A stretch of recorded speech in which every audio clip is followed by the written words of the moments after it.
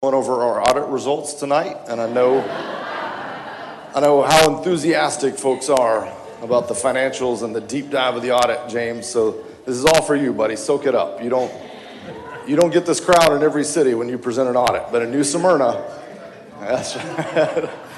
This is going on your resume at this point. Look, you're all out here for some reason or the other. I suspect many of you for a mural issue, which we're going to talk about. We haven't brought the agenda to order, so I'm not going to say anything about it. I did want to explain, though, you see a few extra folks up on the dais with us. They look a little bit younger than me. Not a lot, don't say it, a little bit younger than me. This is our youth council. They are from the New Smyrna Beach High School, and it's our youth council. And for the past few months, they have been running a youth council, so they come to this very chamber and they have meetings where they talk about the things that are important to the youth in New Smyrna Beach and really Southeast Volusia. They have made motions, they have had agendas. Those meetings are public, you can come to them, they take minutes. Our city clerk is here with them. And a tradition we started a few years ago was instead of just having them come and present to the commission, I said, listen, these are the future leaders. In fact, they're the current leaders, if I'm honest, but they're the future leaders of not only New Smyrna, but cities across this nation. So let's involve them one step further. So we asked them and created this concept of a kind of quasi-joint meeting. So we have them join the commission at the dais. They're going to remain there through the consent agenda, which includes public participation. So I know we'll all be on our best behavior. So they're going to remain with us through the consent agenda. They're going to make their presentation to us as colleagues up from the dais. And Elle is the chair of the youth council, and she will actually be chairing the beginning of the meeting. I will turn the gavel over to her. She will chair the meeting. And this is something that I love. It's been, I think, impactful for the students who have been a part. I think it's impactful for the community, and I hope it has long-term impacts and that one of these days, one or more of these folks are going to be sitting in some position of leadership and saying, you know, it all traces back to that moment when I saw a community and I felt like I was playing a part of that. So that's what's happening today. I just want to kind of give you that behind the scenes so you know what's happening, know what to expect. But it is just a normal meeting. We're all here with what we care about, we're passionate about, and they're ready for it, and we're going to go through a normal meeting, and we're going to talk about city business because that's what they're here for. So with that, I think we're ready to begin the meeting.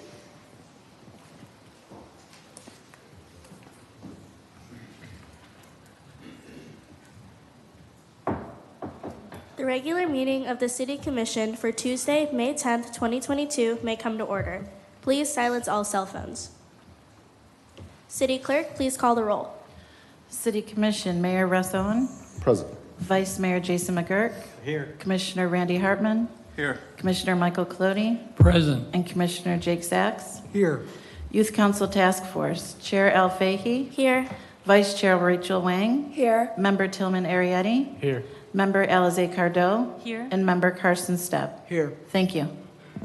Police Department Chaplain Pastor Pete Carter will give the invocation. Please stand and remain standing for the Pledge of Allegiance.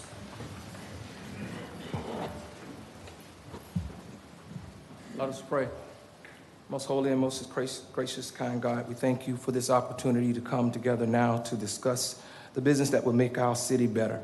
We ask, oh God, that you continue to be with those who serve. We ask, oh God, that you continue to be with those who visit and also continue to be with those who live and reside in this area. We pray, oh God, that we will all be able to live together in unity, peace, and love as we go forth to show forth our beautiful city. In Christ's name we pray, amen. Amen.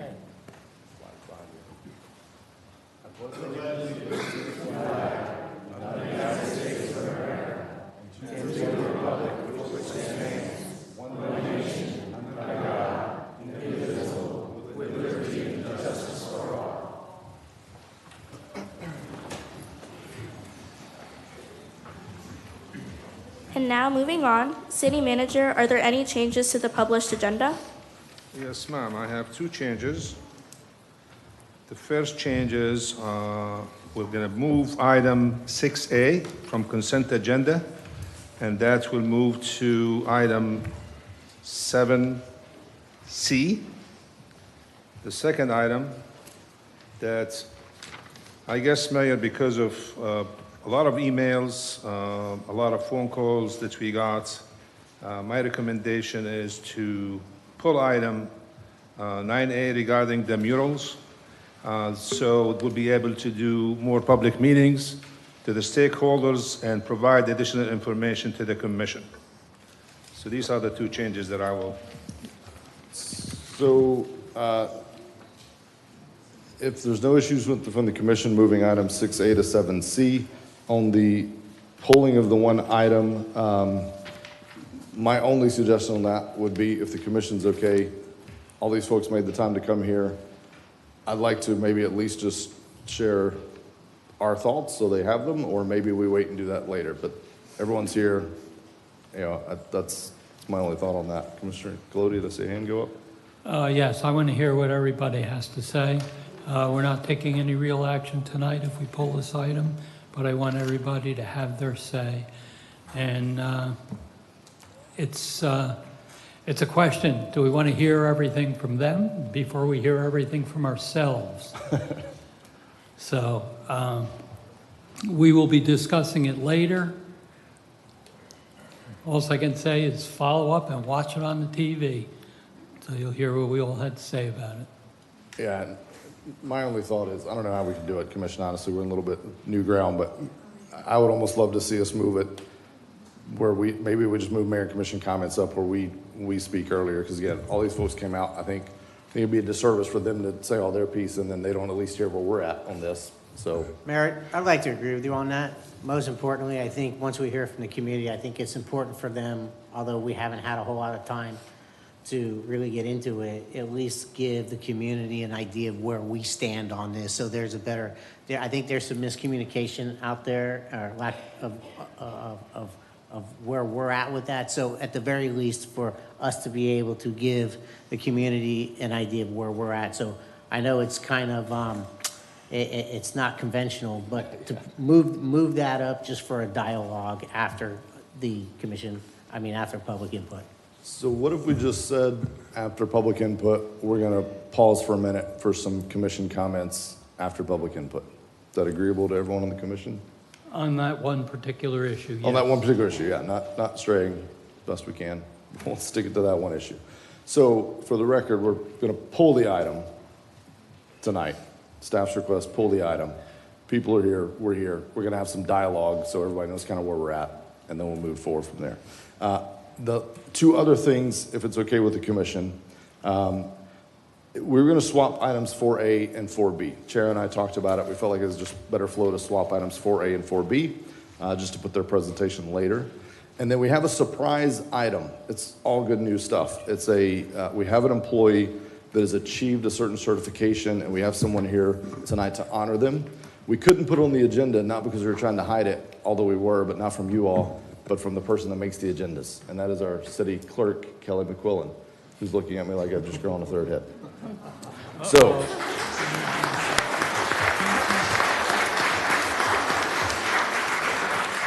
if everyone is okay with it, I'd like to put an item just next here as a special presentation to honor Kelly McQuillan. Hearing no objections to that, we'll start off with that item, Chair, if you would, and you can call this person forward to make that presentation. Can I please have Patricia J. Burke, the town clerk of Palm Shores, with the Florida Association of City Clerks and the Central East District Director.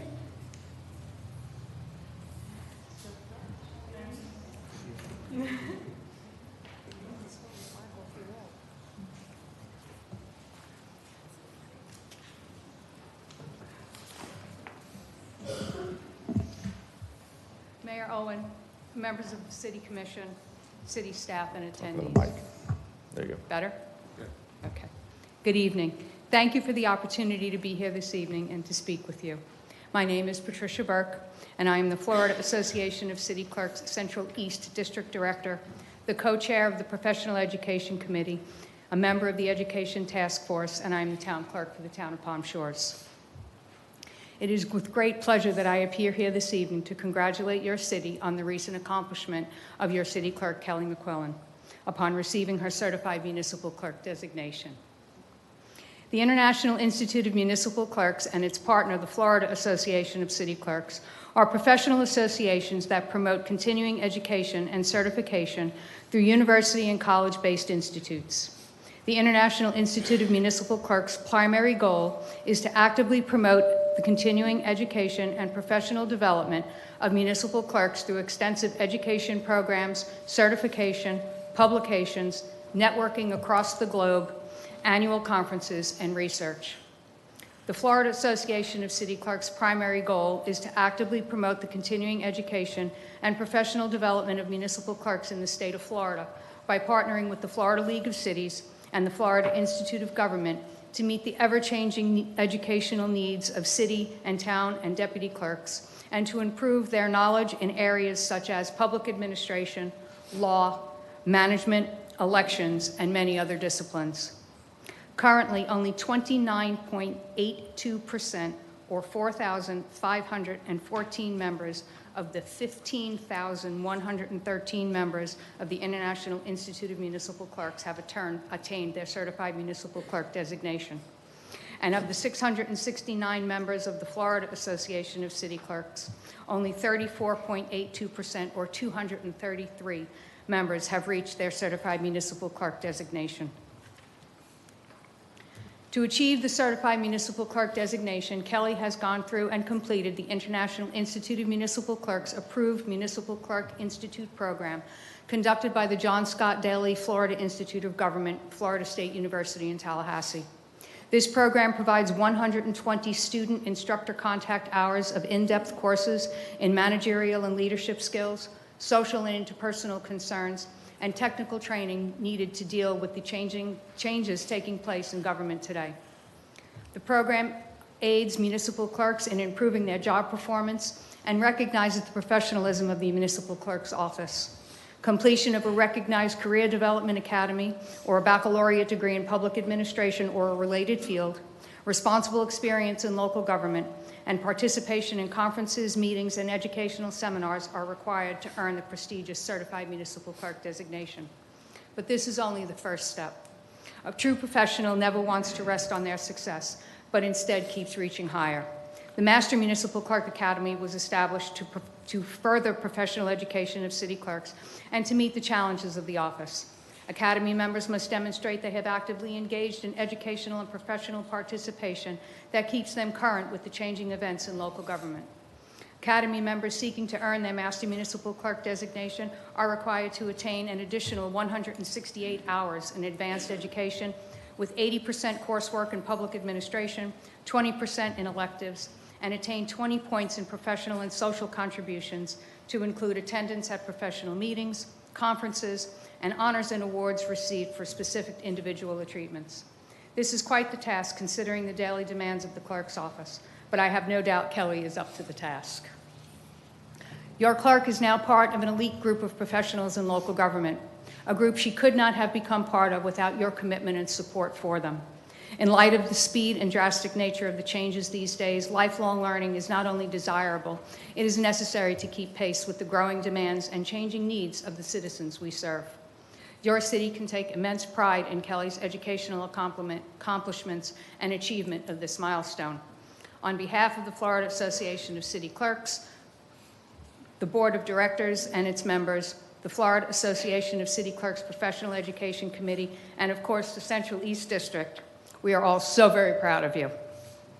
Please join me in congratulating your City Clerk Kelly and the City of New Smyrna Beach on her impressive accomplishments as one of the newest certified municipal clerks. Kelly, we borrowed my pin because we couldn't steal yours. So I'm going to go ahead and pin you with my pin. Kelly, display your certificate, which we stole off your wall, and wear my pin, your pin, when you get it. With pride as a symbol of your dedication and professionalism. Commit yourself to lifelong learning. The most valuable asset you will ever have is what you put in your mind and what you make of it. Never stop learning because life never stops teaching. Congratulations. Thank you.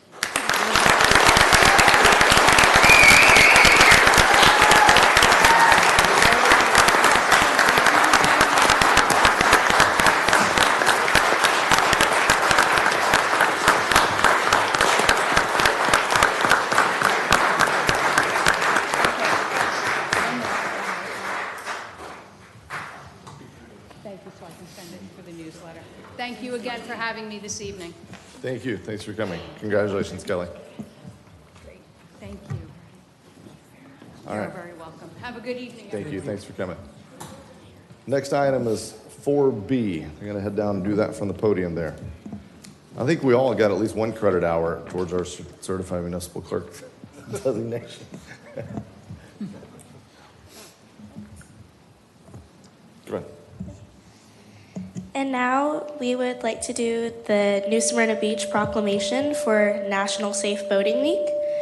Whereas boating is one of the most popular recreational activities of the residents of this community, and whereas the protection of life, limb, boats, and marine property such as docks, seawalls, etc., is the legal and moral responsibility of every boatman, and whereas it is both desirable and necessary to remind all boaters from time to time of their responsibilities and the constant need for safe boating practices and procedures.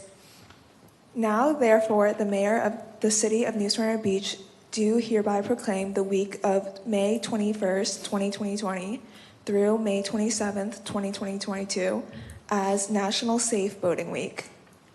In witness thereof, I have hereunto set my hand and caused the seal of the city of New Smyrna Beach to be affixed this 10th day of May 2022. We got some folks from the Coast Guard going to join you for a photo here.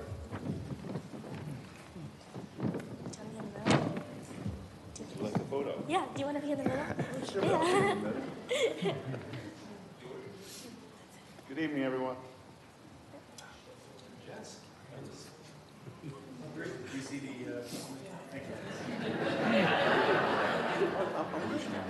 One, two, three.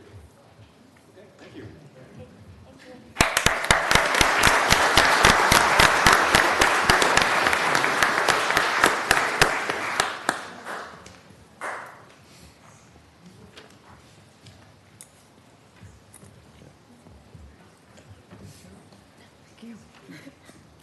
Now we're back to 4A. And at this time, I would like to begin the 2022 Youth Council Task Force project presentation. Hi everyone, my name is Elle Fahey and I am the current chair of the Youth Council Task Force, and me and the other members of the task force would like to start and present our project for this year. To start, I'd like to go over what we do with this task force. So the Youth Council reviews and we evaluate problems facing youth in the city, and we facilitate neighborhood meetings with the youth to discuss problems, needs, and suggested improvements for our community. And then, with that being said, we meet with the mayor and the city commission to collaborate on ideas, discuss issues, concerns, and needed improvements to benefit New Smyrna Beach. And then after we do all of that for a few months, then we present the recommended improvements with our project at the city commission meeting. To start off with our first project, we would like to go into the phase 2 of the New Smyrna Beach Shark Project. And if you don't know what that is, it is the continuation of the 2021 Shark Project with 5 new sharks. So last year we had 5 local artists paint 5 shark statues that were given to us. And with these sharks, they painted a local story of the charm in our city. And so far, we've already accomplished changing the shark sign verbiage to "Shark may bite, please don't touch." And you can actually see in the picture here, this is one of the sharks outside the building. And with these sharks, we're adding on to our Art in Public Places mission. And the only change that we're making in the criteria is to include artists as young as 16 instead of it being 18 like last year. And we're going to use our school account funds of the Youth Council to provide $30 to each artist for supplies. And the original 5 sharks that we already have displayed, they will be auctioned off at the 2023 Art Fiesta. So now we would like to ask for the City Commission to consider allocating funds in the budget for QR codes, which could be displayed next to the shark, for purchases for each shark statue. And the QR codes would be linked to the artist's bibliography and what they were trying to say in their shark statue and their credentials. Okay, so for project 2, this is our fire hydrant project, and it's also continuing on our mission for art in public places. So this is just to beautify our city, similar with how we did with the sharks, and supporting local artists and providing opportunities to paint 13 fire hydrants throughout our town. Just to maintain safety, we will keep the bonnets of the hydrants untouched, so the very top parts of them, which are usually painted blue or some sort of color to signify some safety precautions. And then we are also using our school account funds to provide $20 to each artist for supplies. And continuing on with our sharks, the artists can be as young as 16 to apply. And on our next slide, these are just some of the fire hydrant locations that we've chosen.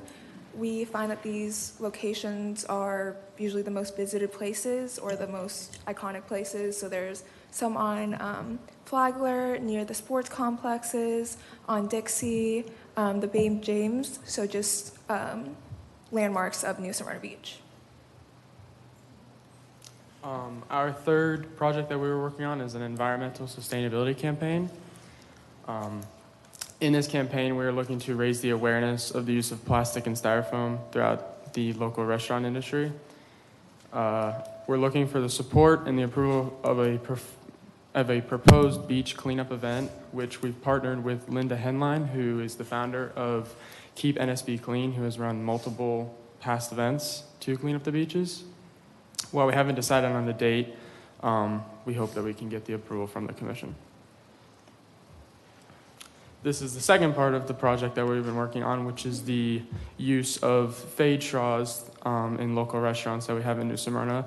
For people who don't know, fade straws are a biodegradable straw that's made out of PHA, which is a material derived from canola oil. So it's biodegradable within 58 days compared to plastic straws that takes over 73,000 days. And while, yes, the fade straws are more expensive than the plastic straws, the other biodegradable option of paper straws are clearly more expensive. And we as a youth council believe that the fade straws are a more valuable asset than the plastic straw or the paper straws that are currently being used. So in addition to this project, we also came up with a flyer, and we designed it in the mind to bring awareness to all the local restaurants and businesses along Flagler and Beachside. And we included different facts about how long plastic and styrofoam really takes to decompose, which people don't even realize how long it really is, along with how many tons of styrofoam are put in landfills every single day, just to bring out these facts. And that's towards the left on the top of our flyer. And then on the right side of the flyer, we included the fade straws as a different alternative to paper straws, just to give these businesses an idea of what the benefits are of these straws really can be, and it includes the decomposition of that as well. And on the bottom, we just really included some points to bring this out. And then we're going to hand out this flyer during the beach cleanup we're planning. And then to the left of the slide, we have a picture with Linda Henline, and we had our last meeting, we spoke with her, and she was so kind. She agreed to organize our beach cleanup with us. She was going to hand out supplies and help us really structure it, because she's been doing hundreds and hundreds of beach cleanups. So we really want to give a big thank you to her as well. At the beginning of the year, I had mentioned in one of our meetings the intersection of I-95 and State Road 44 with the accidents and everything that's been going on. At that time, we were unable to get in contact or help fix the issue. I almost forgot about it. Then an accident happened. We lost one of our own from our school, class of 2023, and I wanted something to be done. I didn't want another accident to happen there. That's when we were able to get in touch with FDOT, and they were able to help not with fixing the intersection, however, alternative solutions to help prevent further accidents in that region. And I'm hoping for the future that those alternatives help lower the risk of accidents at that intersection. And then at the beginning of our school year, whenever we first started these meetings, we brainstormed a couple of ideas of what we could do to really beautify and better the town. And one of the first things that really came to mind was to beautify some of our streets, especially around Dixie Freeway from 10th Street to Anderson Street. And we really wanted to do anything possible, whether it was to add flowers or bushes, shrubbery, anything we could do, the sidewalks, maybe even power wash. And we really brainstormed that every once in a while through different meetings we had, and it was really just a matter of what we could do, whose support we could get, and how we were going to allocate our funds. And it just so happens that our city commission has a similar idea and a similar plan to beautify the streets and to bring back some of the charm of New Smyrna Beach. And we really just love to bring our support to that and bring up how passionate we are about making the city a little bit of a better place, a prettier place to look at, to go around the streets. We really like to support you guys with that. And now, to close our presentation, we would just like to thank a few people who have helped us along the way and to help lead us into the right direction. So we would like to thank Mr. Paul Woodard, City Clerk Kelly McQuillan, City Engineer Kyle Fegley, Maintenance Operation Director David Ray, Leisure Services Director Rob Salazar, Public Information Officer Phil Vesky, City Attorney Carrie Avalon, FDOT Representatives Yvonne Broxton and Theo Petrich, Keep NSB Clean founder Linda Henline, the artists that were chosen, Megan Bosma, Nancy Connors, Laura Johnson, and Liza Midget, and the city commissioners that are here today. And now, since our presentation is over, we would like to ask if there are any questions or comments from the city commissioners. We just acknowledge them if they raise their hands or speak. All right, I have a couple. I'll lead off. First, fantastic work. I think this is really incredible stuff. I mean, they're not just, you're not just looking at, hey, we're gonna do a little bit. Like, you guys are diving into some deep things here, and I appreciate that. I respect it. The good news is I think a lot of these things are achievable, and a lot of them are ones that I can support. So kind of working in reverse order on the traffic and the Vision Zero. I mean, that's kind of new to me, but certainly as that progresses forward, I'd love to learn more about it from FDOT. So we'll work with staff to try to figure out what that is and how we can best support it. I also want you all to know is that after the tragic accident and the loss that we had, I also reached out to some of our state reps and asked, what are there other measures that we can do, being tougher on DUIs and things like that. So we've got some stuff in motion there. A lot of it's beyond this desk. It's things that we handled, in higher offices. But know that the impact of you all is that you can advocate for those things at not only here but at higher offices. On number 3, the environmental, fully support that. I didn't take away exactly what the ask was on that, so I just want to be clear on what the ask was. But I think supporting that. I'd like to see us use the funds from the Sharks. I mean, the vision of that and the beauty of that program, really, put in place by your predecessors. I think you were a part of that, maybe, but your predecessors was that will generate funds as those go to auction that you all can then allocate to projects like this under the direction of city staff with some parameters. But you have those funds to allocate to projects like that. So fully support it. If you cannot allocate it within the youth funds, if you will. On the fire hydrants and the Sharks, fully support. I support art in public places. This city commission, more art in public places has gone up over the past 4 years in the city of New Smyrna Beach than any other time in the history of the city under this city commission. The project that went up has been taking place under this city commission. So fully support that. Obviously, we've got some other discussions that are going to be happening with murals and art in public places. That doesn't stop this. That gives us some parameters to work around this. It's another discussion, but fully support those things and look forward to seeing those things pull through. The fire hydrants is something that's been on my radar for a while in conjunction with the Sharks. So I'm glad to see you all taking that and running with it, and I'm really, really excited about it. Guys, excuse me. I just want to say what a great job y'all have done. I can't say much more than the mayor already covered, but what you're choosing to do makes a lot of sense. It's great for the community, but I really want to congratulate you all on participating in this and coming up and being on the dais and being able to walk down in front of all these people and give a presentation and sit up here and publicly speak. I think that everything you're doing is great, but the long-term takeaway is what you all are able to do by coming up and publicly speaking and taking the initiative to do that at your age. I think is wonderful.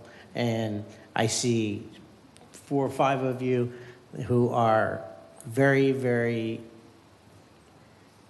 you've done it well. You come up here, look at all these people from the community staring up at you. It's very intimidating.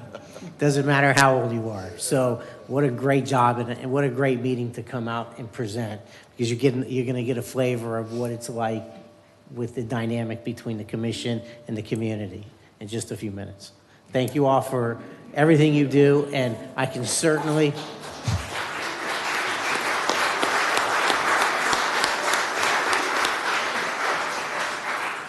And that clap is for you all. And I can certainly support what you guys would like us to do. Anything we can do to help you out, you have my support 100%. Thank you. So there's not a whole lot more to add to that. I'm certainly impressed with what you guys have done, what your predecessors have done before you. I hope, like as the mayor says, this is something that will continue for years to come through this dais. I truly support your ideas. I think you were very thoughtful and ingenuitive about what you wanted to do and the message that you wanted to send. So I would support all of those things if there's a little more detail to sum up. Commissioner Clody will tell you, we got to see the numbers.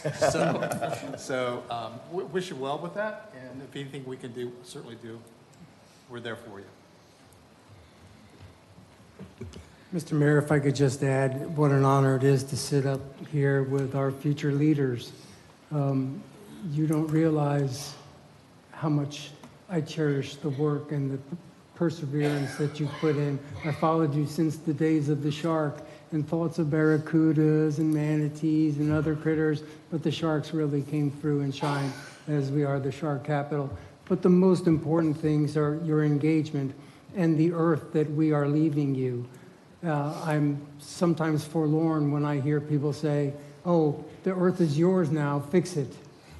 But you've actually undertaken that yourselves, and we don't have to ask you. You're already working on that with plastics, with straws, with all of the initiatives you've done to make our place a better city. And you've probably given us some good ideas, and you'll keep us on our toes, I hope. And I hope we can do this every year, and that you guys will continue to be great leaders. I'm working at everything from beach cleanups to fixing FDOT's problem over there at 44 and 95. It concerns us all. And we can see that you're the adults, and your parents should be very proud of you. And I thank you again, all of you. Appreciate it. Well, there's really not too much more I can say other than you did a really excellent job. And you've chosen at a relatively start of your life to get involved with the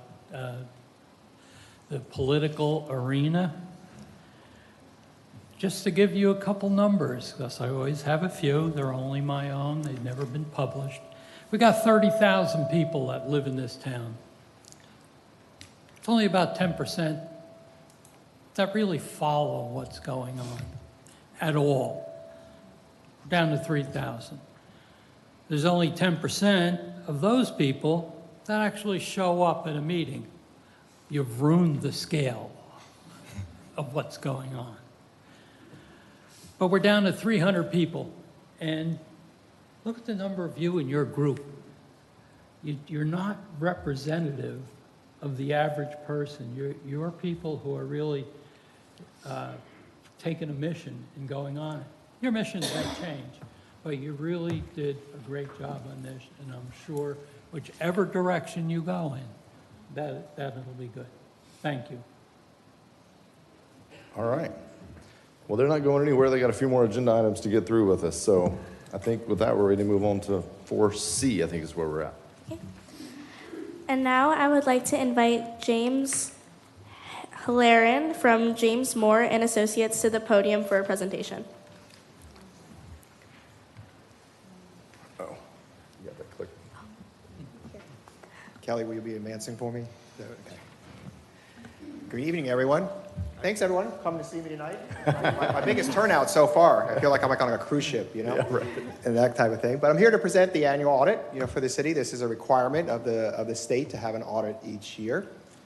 And so first, I want to thank the finance department. They're all sitting over here, Natalia and Shalise, and everyone's sitting right over there. So, that's your finance department, and they're the ones that put this together. They put the numbers together, and then we come in and we audit those numbers. So our responsibility as an auditor is to audit the financial statements. Your responsibility as management and the city commissioners is to take responsibility for those financial statements. So now we're going to go through some of the audit reports. And there's a number of them. You guys are subject to U.S. auditing standards. You're subject to government auditing standards. You're subject to federal and state single audit as well. Can you go one step? Yeah. And so with those, we'll go through those different reports. The annual comprehensive financial report for the city of New Smyrna Beach not only includes the city operations, it also brings in what's considered a discreetly presented component unit, which is the Utilities Commission of New Smyrna Beach, which you guys appoint those individuals, so therefore it gets included in your financial statements as well. You guys do have an unmodified opinion, which is the best opinion we can provide as certified independent public accountants, so congratulations. In addition, your finance department and management, you submit your report to the Government Finance Officers Association, where you submit it to receive a certificate in financial reporting excellence. And we anticipate you'll be receiving that award again, just as you did last year. You were subject to both federal and state single audit. Anytime you receive greater than $750,000 of federal or state awards, additional compliance audit is required. So we performed that, and I'll go through some of those programs in a little bit, but we had no comments, which is always a great thing. We had no findings related to those programs.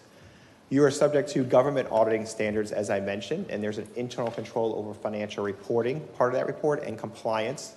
And we had no comments this year, which was great. We'll go through a little slide in a little bit that'll kind of show the improvement over the past couple years in that area. The Auditor General of the state of Florida also has some requirements that we need to include in your report. And part of that is we look at financial statement, financial activity recommendations. So for this year, we have 3 recommendations for this year. One is a repeat to our new ones. So with those, there was one related to the investment policy. We had one related to recording of long-term debt, and a third one related to what's being recorded on your schedule of federal awards to make sure that includes all items. New for the year, there's special district items. Your CRA also receives a separate audit on its own. It stands on its own. But the state also then required additional reporting requirements this year for that CRA district. And so those are included in there as well. Some of those items were any project, construction project greater than $65,000 had to be listed in that separate CRA audit. Number of employees and dollar amount paid to them, number of independent contractors and dollar amount paid to the independent contractors. The last report from the Auditor General is on the investment statutes, and you guys had no findings on that report. As I mentioned, you received a little over $1 million in federal awards and just under $1 million in state financial awards. And we looked at 3 different programs in those grant award programs. So airport improvement program, both in the federal side, we looked at one there for $384,000, as well as in the aviation grant program, and highway plan and construction that was related to the 5th Street Bridge engineering, that $200,000. And we had no findings, again, related to those programs. So as I mentioned, we're going to go through a little history, and back in 2008, and you'll notice there's no total on this slide, and that's on purpose, because it's the level of severity in the comment. Material weakness would be the most severe comment we would provide as independent auditors, then significant deficiencies, and then finally suggestions. So you'll see over those time period, you've eliminated those material weaknesses. Natalia and her staff's eliminated those significant deficiencies as well. And now we're just left with purely recommendations and suggestions to improve the city of New Smyrna Beach. Your general fund. So your general fund is where the majority of your dollars will come in from. That's where your property taxes sit and also your state shared revenues. And then you look at what's left over at the end of the year. At September 30th, 2021, what is that balance and what's available to be used going forward? Are there any restrictions on it? Has it been assigned for anything? And you'll see a good increase in there. You'll say, wow, that's a $4 million increase, $10 million to $14 million. Well, go back. Budget's being prepared in June, July of 2020. Now, we all remember what that was. COVID was first amongst us, and everyone's trying to figure out, and your staff does exactly what you would expect them to do, which is you're going to budget conservatively. You don't know where the state revenues are going to come in. Those came in, luckily, higher than everyone expected, which was great. Also, on the expense side, they're going to be conservative in spending taxpayer money in case things continue to decline. So with that, that results in that excess fund balance this year above what you anticipated. So sometimes that general fund balance, you look at it and you say, well, that's a big number. It's almost $14 million. How can I put that in perspective? So if you think about that, think about it as your rainy day fund or your emergency fund for your personal household. And you say, am I comfortable with 3 months? Am I comfortable with 6 months? 25% is 3 months. That's your policy. I put down there, Government Finance Officers Association is to have no less ever than 2 months. Being a beachside community, as we all know, there's those little storms that come through that we don't like to talk about that agency. That's a 4-letter word, so I don't talk about them. But you don't want to have to deal with them again. But at the end of the year, you're sitting at 45%, which is a good place to be in especially with these inflationary times we're having. As you guys know, you got labor, you got fuel, you got construction prices all increasing here right now. So that puts you in a good position to have that buffer going forward. The 45% in terms of months, about 5.5 months is what you're looking at. Now, you do have some other funds in the city that receive dollars, and you see about $30 million at the end of this year. $20 million is restricted. A restricted balance is something that's externally restricted. There's either a state statute that restricts that. The biggest portion of that is your CRA is in there, as well as your building permit fund. Building permit fund, you actually reduce the fees, the permit fees, because by statute you can only have an accumulated balance of a certain amount in there. So you guys started reducing those fees. It's still coming down, so you'll continue that program. You also have in there some capital project money that's restricted as well. That committed fund balance is primarily made up of your stormwater and your parking funds. When you guys passed those ordinances to establish those funds, those funding streams, you said, okay, the parking fund money can only be used for parking purposes. The stormwater fund monies can only be used in stormwater. And the assigned balances are primarily made up of capital project monies that you've assigned over from the general fund. Happy to report this year that you're in compliance with all your city fund balance policies. So that's an accomplishment. That wasn't the case in prior years, so that's a great accomplishment to be in that position. Some other highlights, long-term debt for the city, not a lot of activity this year, mainly paying down your debt. You had about $34 million last year, down to about 31.7 at the end of this year. Just a small bit of new debt, the line of credit for $350,000. Other post-employment benefit liability, that's calculated by an actuary for you guys. Very little change in that for the year. The biggest change you'll see is in that net pension liability, where it decreased from a total of $10.5 million down to $6.3. The important thing, if you can go to the next slide, Kelly, it's easy to see there, is the state retirement system, which you only have a couple employees still left in the state retirement system, and is on its June 30th year end, where your police and fire plans are on a September year end. In both cases, the investment market at June 30th, 2021, and at September 30th, 2021, was looking a lot better than it is today. So it was at highs at that point, and that affects those balances that you're seeing there. I would expect this June 30th, and maybe by September, it might be up a little bit, but I would expect those to come back up, those liabilities in the future. So some more highlights for the year is recent accounting pronouncements. I won't go through those, but the big ones going to be coming forward for you guys are leases and subscription-based IT. And then, of course, you did receive your ARPA funds. I saw that on the agenda. They pointed it out to me. You're going to be talking some more about that. And you received your first tranche of those monies, close to $7 million is what the city of New Smyrna Beach received. So you have a lot of opportunities with that, to do some great work in your community. And that is recorded as cash in your financial statements, and it's not recognized as revenue yet until you expend those funds for the intended purpose. And that is all I have, but I'll take any questions or comments. And now, if any of the commissioners have any questions or comments to say to James, you can speak now. Commissioner Colodi? I always ask you the same question every year. Were deficiencies from the previous year corrected or reduced substantially? And I'm glad to see that they were. So I know you just monitor that, and that's our staff that actually does the work to do that. I'm glad to see they asked for the appropriate advice. It's followed, and we're looking good. You're welcome. Thank you for the report. I'd like to commend staff for a great job. Everything looks very good, and that's exactly where we want to be. We've corrected any problems of the past. Thank you. Great job. Thank you for the report. Thank you. So I'd have comments similar. Staff makes your job easier, and so everybody has done their part. We've corrected those deficiencies. I think even as college, going into 2020, 2021, with COVID, who knew what was going to happen? There was a lot of concerns, and so we took a very fiscally responsible position at that time, and it shows that it's paid off, and we've done well with our taxpayers' dollars. Thank you, Mr. Mayor.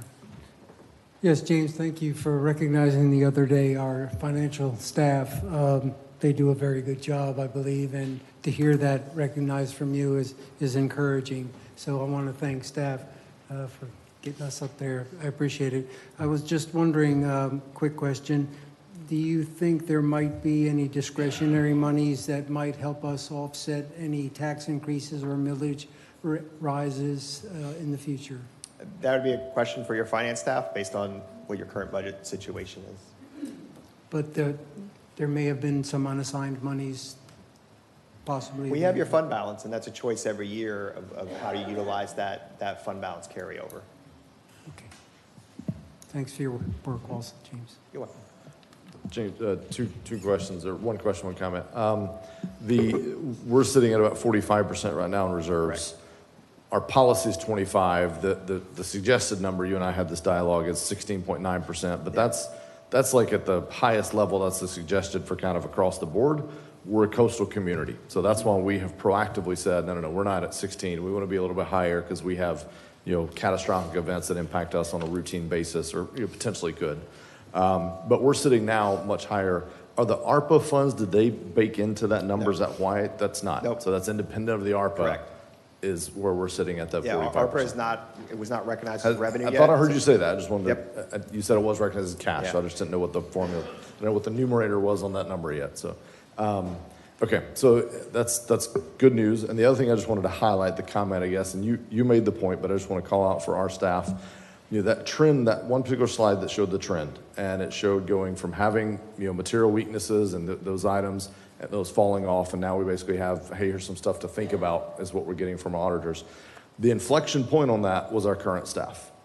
The items that you had in the past, that was previous work, and the staff came in that we have now under Natalia's leadership and has cleaned that up. That's also been under the leadership of this commission as well, and we have challenged them on that. We've had other ones of these that wasn't quite so glowing, and we made our feelings known on that. So I just want to commend staff for that work, and it's noted, and I know that doesn't just happen by accident. It takes a lot of hard work and hours behind the scene on that. So, and then we get to celebrate tonight with James stands up and takes all the credit. So, no, I'm just kidding.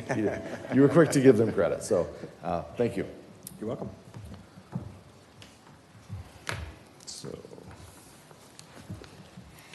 And now, if there are any members of the public who wish to address the City Commission, please approach the podium. You will have 3 minutes to speak.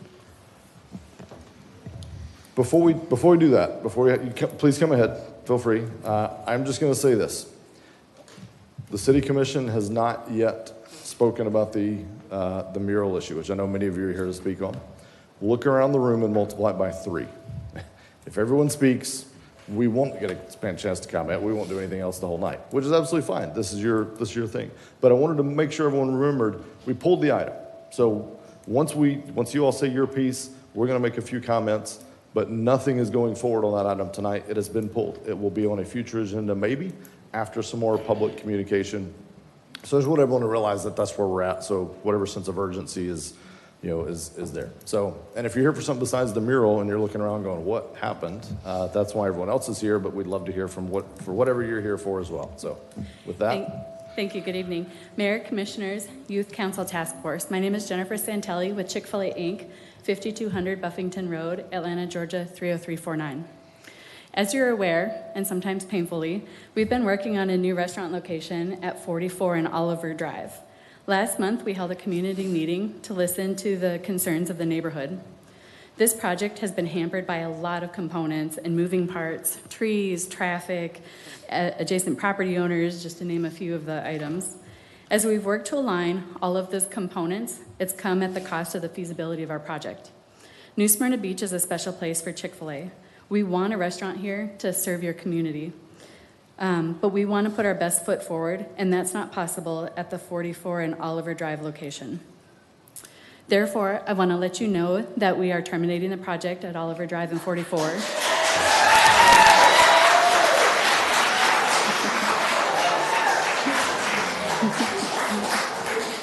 All right.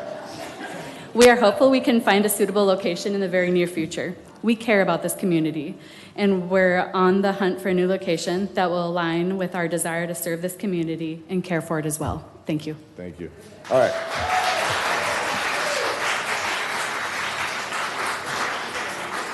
So I have one more quick announcement. I got a favor to ask of you. I know we're all here because we're passionate about things. You're passionate about the Chick-fil-A, you're passionate about other things. This is not a soccer game, it's a business meeting. And the more we treat it like that, I'll tell you, it helps. It helps us, it helps you all, it helps people here, it helps tensions not rise, all right? Because all of a sudden someone says something you disagree with, and then somebody's booing, and then people are, it's dragging out in the parking lot, and Chief back there's got to get involved. So do us all a favor. You're gonna hear stuff you love, you're gonna hear stuff you hate, you're gonna have a chance to comment. Keep the applause, the booing, the jeering, all that stuff. Just leave that for Flagler Tavern or something. That's not for this meeting. That can be afterwards. So again, I know you care. We care as well. We're up here. We care as much as anybody. So, but that's my one request. It just works so much better. I promise you. So with that, Richard England. I had no idea, but I'm happy I let the Chick-fil-A folks go first. All right, thank you, Commission and Youth Council Task Force, and thank you for pausing the wall art ordinance process. The fact that we got to this place, however, is symptomatic of a local government process that, in my opinion, doesn't work. This is the third time in the last 4 commission meetings that I personally have been forced into emergency meetings at the last minute with other businesses and other people to respond to exceptionally consequential proposed ordinances. In all cases, we were completely unaware that these drafting processes were underway. You'll say, we held meetings that were open to the public where you could have influenced the outcome. Conceptually, that's fine. Practically, it's not working. However notification has taken place, it's not good enough. How can you have a discussion about parking changes in the Arts Overlay District without inviting businesses in the Arts Overlay District? How can you have a discussion about wall art regulation without inviting artists and building owners that have murals to that conversation? This is not Washington. We're not major corporations. We can't hire lobbyists to keep an eye on what you're doing.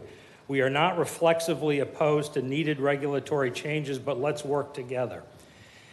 In the video from the Planning and Zoning meeting from March the 7th, DeLand is cited as an example of a relevant mural ordinance. The proposed ordinance pulled tonight looks almost nothing like DeLand's, and its creation process doesn't look like DeLand's either. I've spoken to an artist and art professor from Stetson who was involved in DeLand's ordinance creation. He says that a working group of artists, city staff, mural owners all came together to find sensible regulations. The process took as much as 2 years, but they ended up with an ordinance that everybody could live with. The DeLand mural ordinance makes very few prescriptions about concrete rules, and crucially, the arbiters of aesthetics and suitability and appropriateness are a board of 5 volunteers appointed by the City Commission, all of whom must have, quote, an involvement or background in artwork. I really don't understand how the specific proposed mural ordinance that we saw tonight was born. It purports to be in favor of murals or wall art.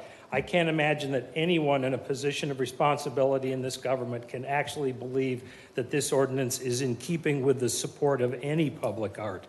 The draft ordinance instead, were it to be adopted, I doubt a single another mural would be created in New Smyrna Beach because of the burdensome process involved. and that would be a large step down the path of killing the city's reputation as an arts community. Thank you for your time. Thank you.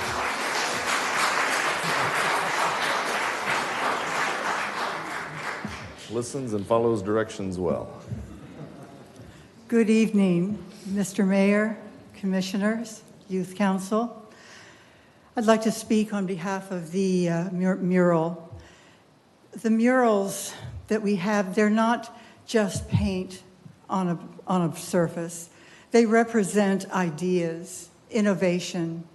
They represent learning opportunities, business opportunities, celebration.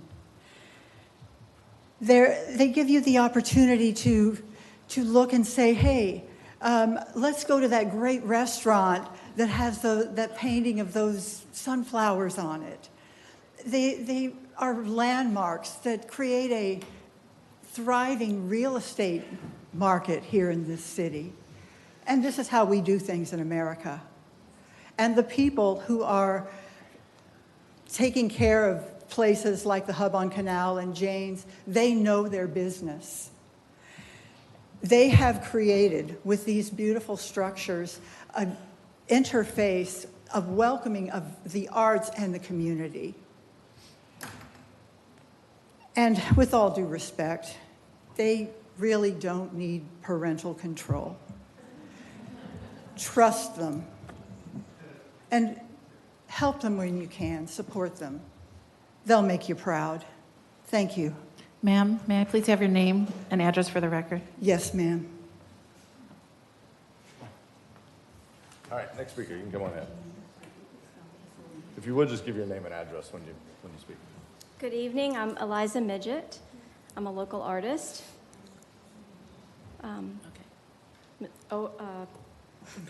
Mayor Owen, Commissioners, Kelly, congratulations. I'm a local artist. I work at the Hub. I've also painted the front of the Hub, a mural, and Sam the Shark. If you were around in December and January, you would have seen me on the scaffold and crawling around on the sidewalk painting.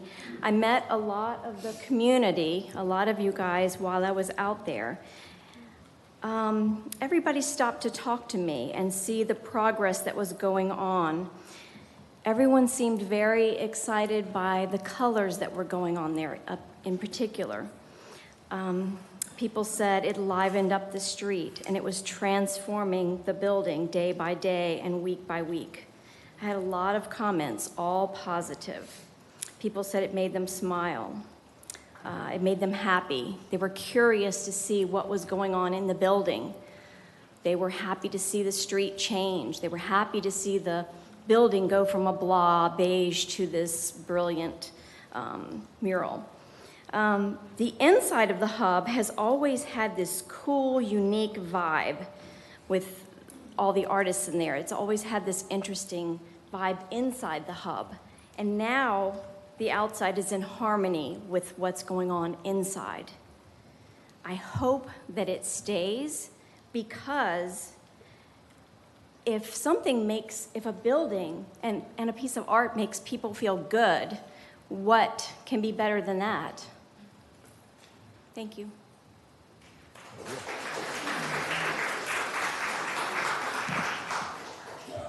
Come ahead, Caroline. Thank you, Mr. Mayor, City Commission, Youth Council. I wanted to speak to you today as the leader of an arts organization, 501c3 in town, the Real Film Foundation, who also does the only multi-genre film festival in Volusia County, the Real Deal Film Festival. I don't believe for a second that the City Commission is seeking to take away murals in our city. However, I do believe it's a reasonable expectation that there may be some parameters for those murals, and to come up with a system and open a conversation about that. What I wanted to speak to you today was something that I had read that was about removing words from murals. And I wanted to share with you a little bit about what the career of an artist is like, especially when we're addressing a city commission. It may be that most of you have had your careers with traditional jobs. You meet your expectations every week and a paycheck comes. It's a little different for artists. I have a Bachelor of Arts from Boston College, a Master in Fine Arts from Syracuse University. I've taught in the undergraduate BFA program at Syracuse, and I have been an adjunct at UCLA Extension in the screenwriting program and Pomona College in Los Angeles. I also directed theater in the History Teachers program in South Central Los Angeles for their Shakespeare Festival. I have a lot of experience in fine arts, in administration, and participation. The only thing an artist has, sitting in a room, creating their piece, whether it's a screenplay or a piece of art or a mural, is authorship. So if you do elect as a body not to have words on a mural, I certainly hope ownership, authorship, and an artist's name will be the exception to that. We deal all the time with thievery of our intellectual property. We are not people who have the means to hire intellectual property attorneys to seek restitution when people steal our work. All we have is our ideas, and they're not always quantifiable. So I really hope that you will open your minds and your hearts to the idea of authorship and the idea of an artist having the right to their name on their work. If it is publicly displayed, the name should be part of that. Thank you.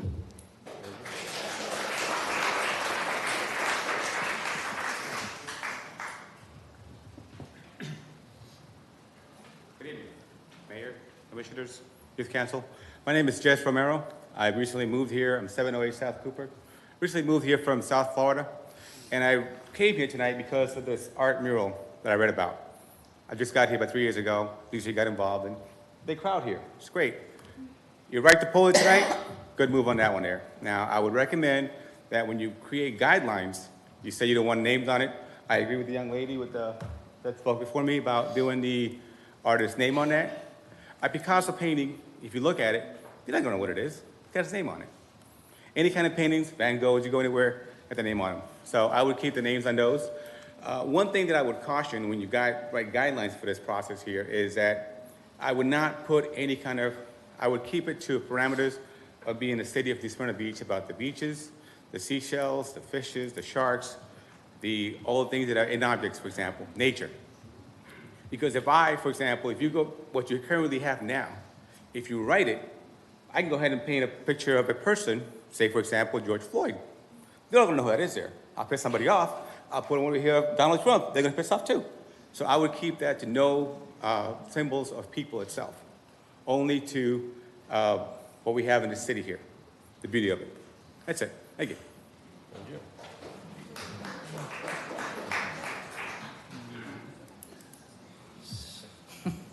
Yes, ma'am. Thank you all for being here. My name is Jacqueline Smith. I'm a relatively new resident of this lovely community. I relocated so I could care for my grandson and now a granddaughter in DeLand. I have enjoyed all of the murals I've seen. Art is the component of a great community, and artists need the credit for that. So I want you to please allow them to put their names on this. Whatever committee makes any decision, they need ownership. I also want to make sure it's a committee that's making a decision about these murals, not just one person in some office. I gladly offer to serve on that committee as well.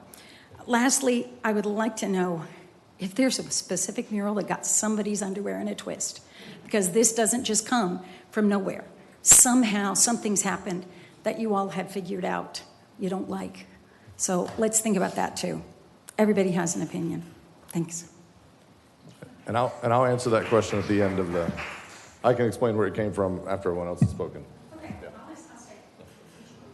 Yes, ma'am, come ahead. Hello, and thank you to the commission and the student council and all the other speakers. Everybody's really said most of the important points, but I just wanted to say how many times, I'm an artist at the Hub. My name is Pamela Ramey Tatum, and I have spent the last 10 years painting mostly at the Hub until the pandemic. I was there all the time, and I witnessed Steve Hardock and Eliza Midget painting these murals that are on the hub walls. And how many times, I can't tell you how many times, leaving the hub, I see people standing, looking up at this mural of Steve Hardock's and just marveling at it and looking at all the little different New Smyrna Beach symbols and, you know, all of the different things that represent the beauty of this beach community and this art community. Just the other day, when I was leaving, a gentleman and his elderly mother were standing there, just smiles a mile wide, looking up at this mural. And, you know, I took a moment, because I had met them in the hub, I took a moment to tell them what was going on, and they may be here tonight. But everyone that I've spoken to about this issue feels very strongly that these murals add so much to this community. And I don't know if anybody's familiar with Sanford, but it was a pretty dull, horrible downtown area that was transformed by artists, single-handedly by artists painting beautiful murals. So I just hope that there can be a committee of people that includes people who are artists, people with art backgrounds, who can come to a reasonable agreement about, you know, with very few restrictions, I think. But anyway, thank you for listening, and I just think it's really important to recognize all of the joy that these bring to people in our community. Thank you.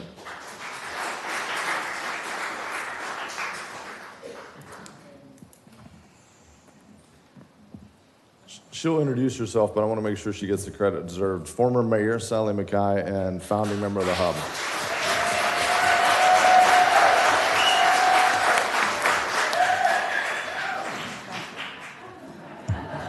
That chair was fine. All the rest, but that one was fine. Hey.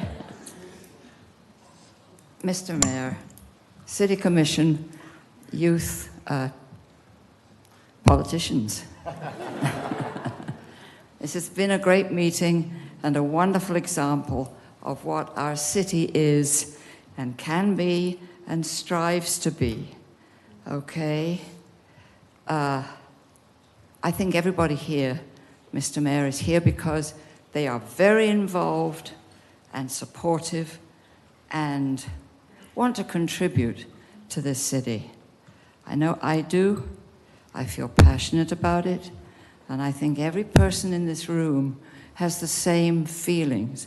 So could you please, as a body, give us some way that we can know what is being discussed in public meetings, where they are, what time, so that we can do more than turn up when we feel things are a little out of control.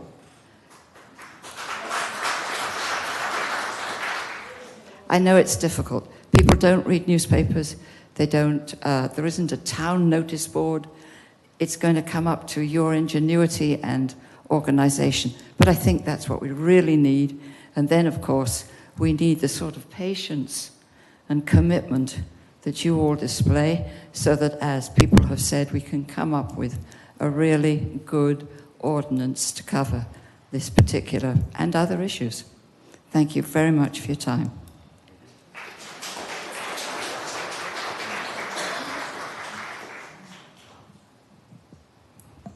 Yes, ma'am.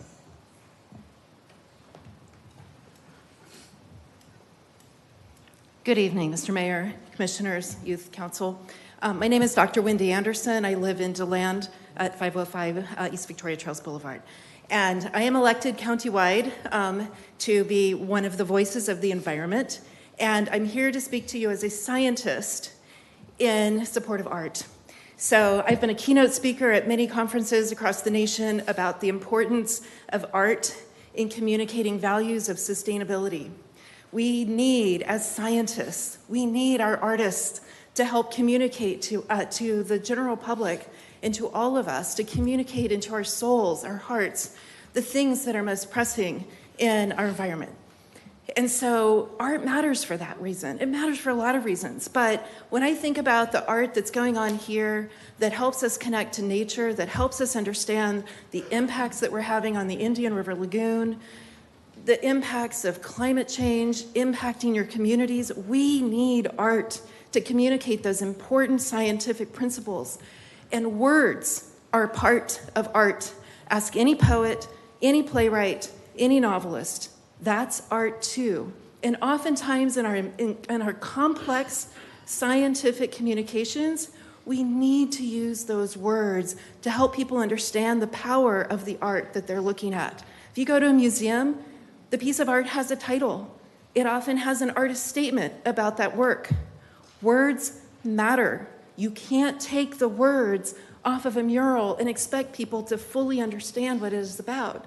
If the mural says, "This drains to the lagoon," that's an important part of the art. You have to leave it there. So I implore you, as a scientist and as a voice for the environment for this entire county, to please reconsider what you're thinking about doing here. Thank you.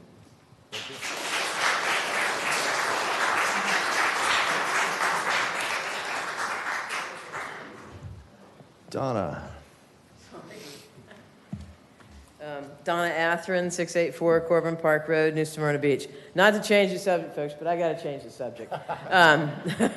I really wanted to take a minute to talk about what you've got coming up on this agenda on items 6D and 6E. You're going to be talking about our stormwater system and the plan for stormwater management. I just want to make sure that Turnbull Creek is part of that stormwater management plan. Not only that, but also you are aware that the Corbin Park area and several areas around the Turnbull Creek do not have a sewer system, nor is anything planned for a sewer system to come in from the Utility Commission in the next 10 years. So when you put these plans in place for the drainage system, I would hope that that's going to be part of that planning, is for possible future use of sewer locations for it. You put a ditch in a place where we are about to get a sewer line, we can't have that sewer line. So it's imperative that that be considered in that stormwater management plan as well. Also, I wanted to thank Kyle and Caleb. You guys have helped us out a lot with getting the city to work with us at the opening of the Turnbull Creek, State Road 44 and Walker. I'm very proud of that sign being there and for people to see that that is the Turnbull Creek. And these guys are sending folks out there to help me get that cleaned up and make that sign look great. So thank you very, very much for working with us on that. Thanks, Donna.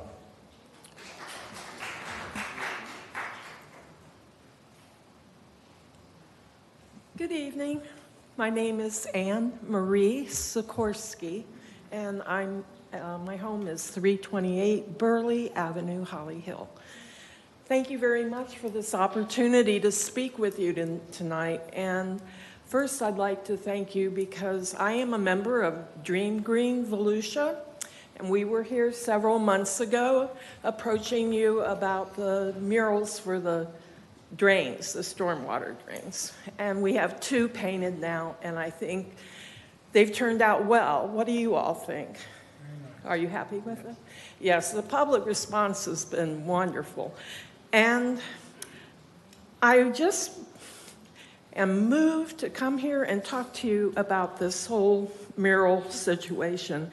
And for a town that readily identifies itself as an artist enclave and promoter of arts, crafts, and artisan businesses, it seems to me New Smyrna Beach would be shooting themselves in the foot to let any 1 or 2 negative comments or opinions from people, sorry, I'm nervous, but anyway, dictate the removal of murals. You are known for this. It's what makes your town charming. So I would be very careful about that. And if you do find yourself having to have a review board, I certainly wouldn't let staff just be in charge of it. You definitely need to have people that are artists and business people involved on it, and not developers. I feel strongly about that. But anyway, while there may be some need for the review board, don't become an HOA of murals. That would be terrible. That would ruin the whole thing. So stand strong, New Smyrna Beach, for your authentic and eclectic artistic reputation. Thank you.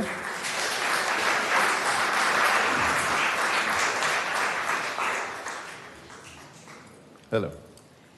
Good evening, everybody. I'm Jenny Nazak. I live at 501 Harvey Avenue in Daytona Beach. I am the founder and admin of the Daytona Beach Permaculture Guild, which is a grassroots organization for ecological restoration and community health and resilience. And one really major asset to community health and resilience is art, murals, expression. So I'm looking forward to hearing the details of what you all are planning. I'm really glad to be able to hear that. I would just say, in addition to what other people have said, to not eliminate the signatures and the necessary writing, I would also encourage to not place a limitation on sizes, to trust the context, trust the contextual aspects of it to govern the size of the murals. And, you know, art is so full of love. I come to New Smyrna Beach sometimes, and I love the art, and it's always really uplifting, and sometimes brings tears to my eyes if I'm having a bad day. I'm like, oh, that mural, that's really awesome. You know, in this world, we need more kindness, and we could all use a little cheering up and a smile. And that's about it. People have been saying good stuff, so I'll let other people speak. Thank you very much. Thank you. Joe Dublock is coming ahead. Come on, Joe.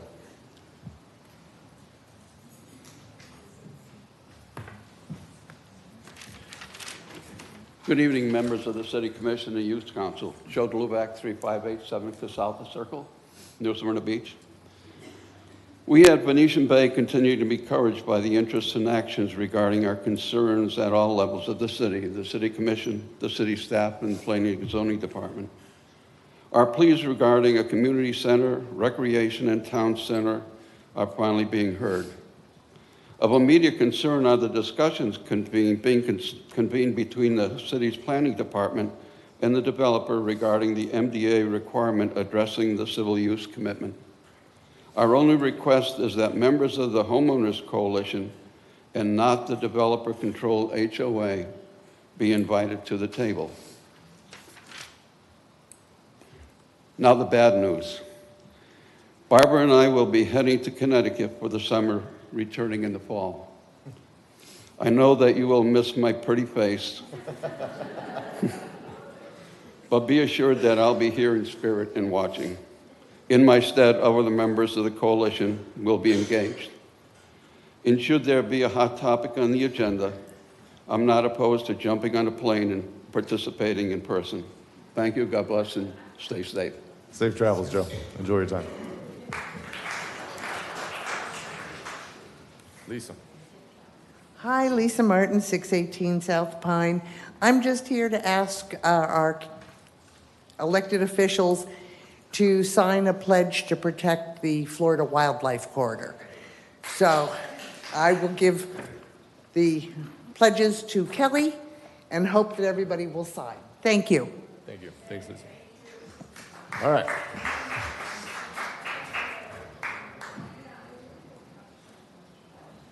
Chair, I'm not seeing anybody else come forward. Okay. So I think, oh, One more. Celeste. Killing me, Celeste. The last person that speaks. All right.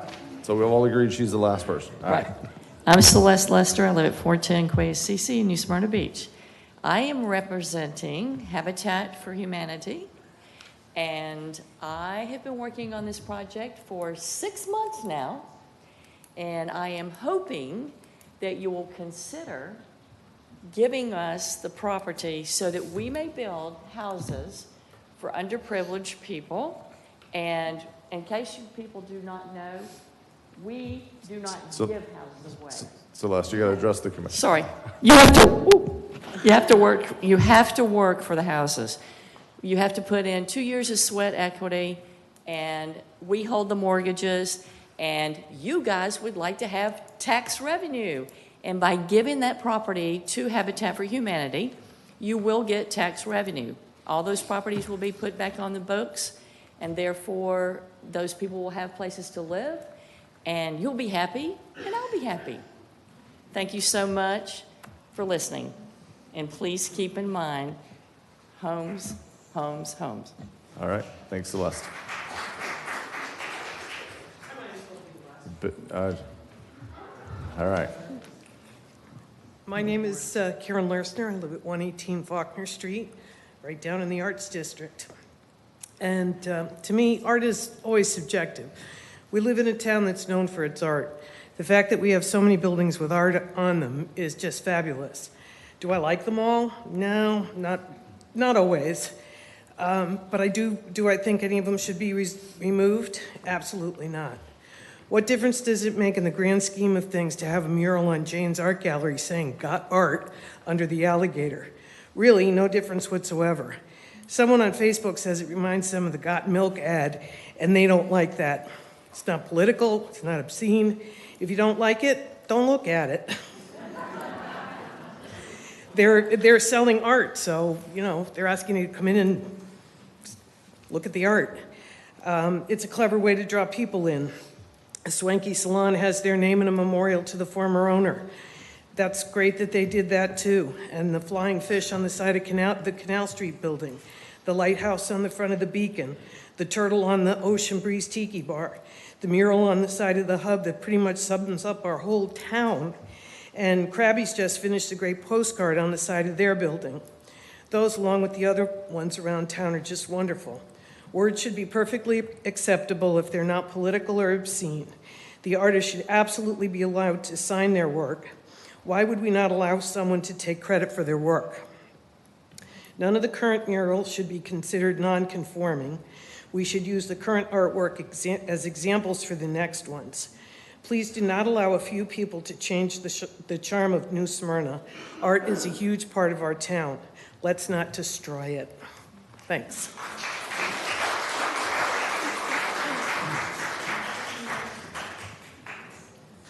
Yes, sir.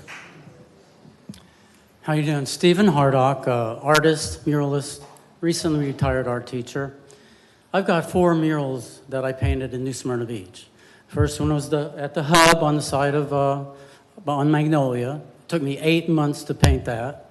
We dedicated to the city of New Smyrna Beach. I actually took a water bottle and threw and smashed it on the side of it. I didn't have wine. I did one at the Epic Air Academy across from the airport. It's like a school. Krabby's restaurant at the end of Flagler.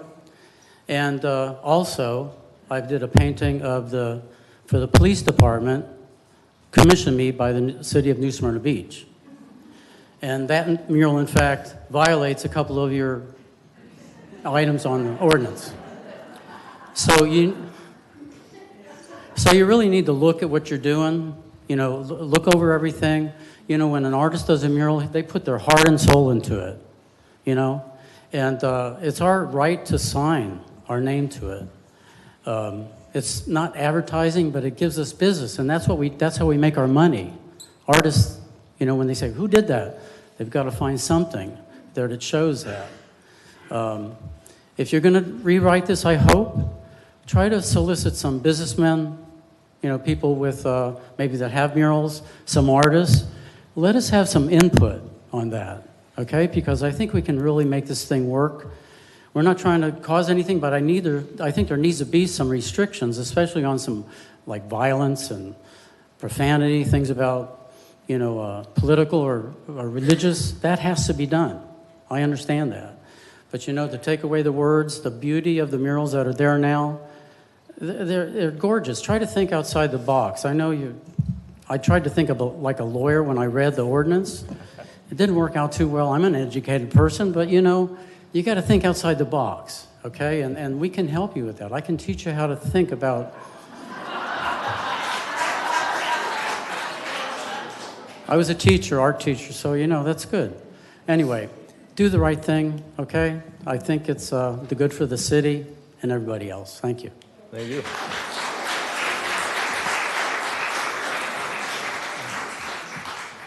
All right, he's promised to teach us how to think. Oh, Chelsea, come on, killing me. Good evening, Mayor, Commissioners, Youth Council. I absolutely adore that tonight was the Youth Council meeting and they were talking about the sharks. Thought that was pretty funny.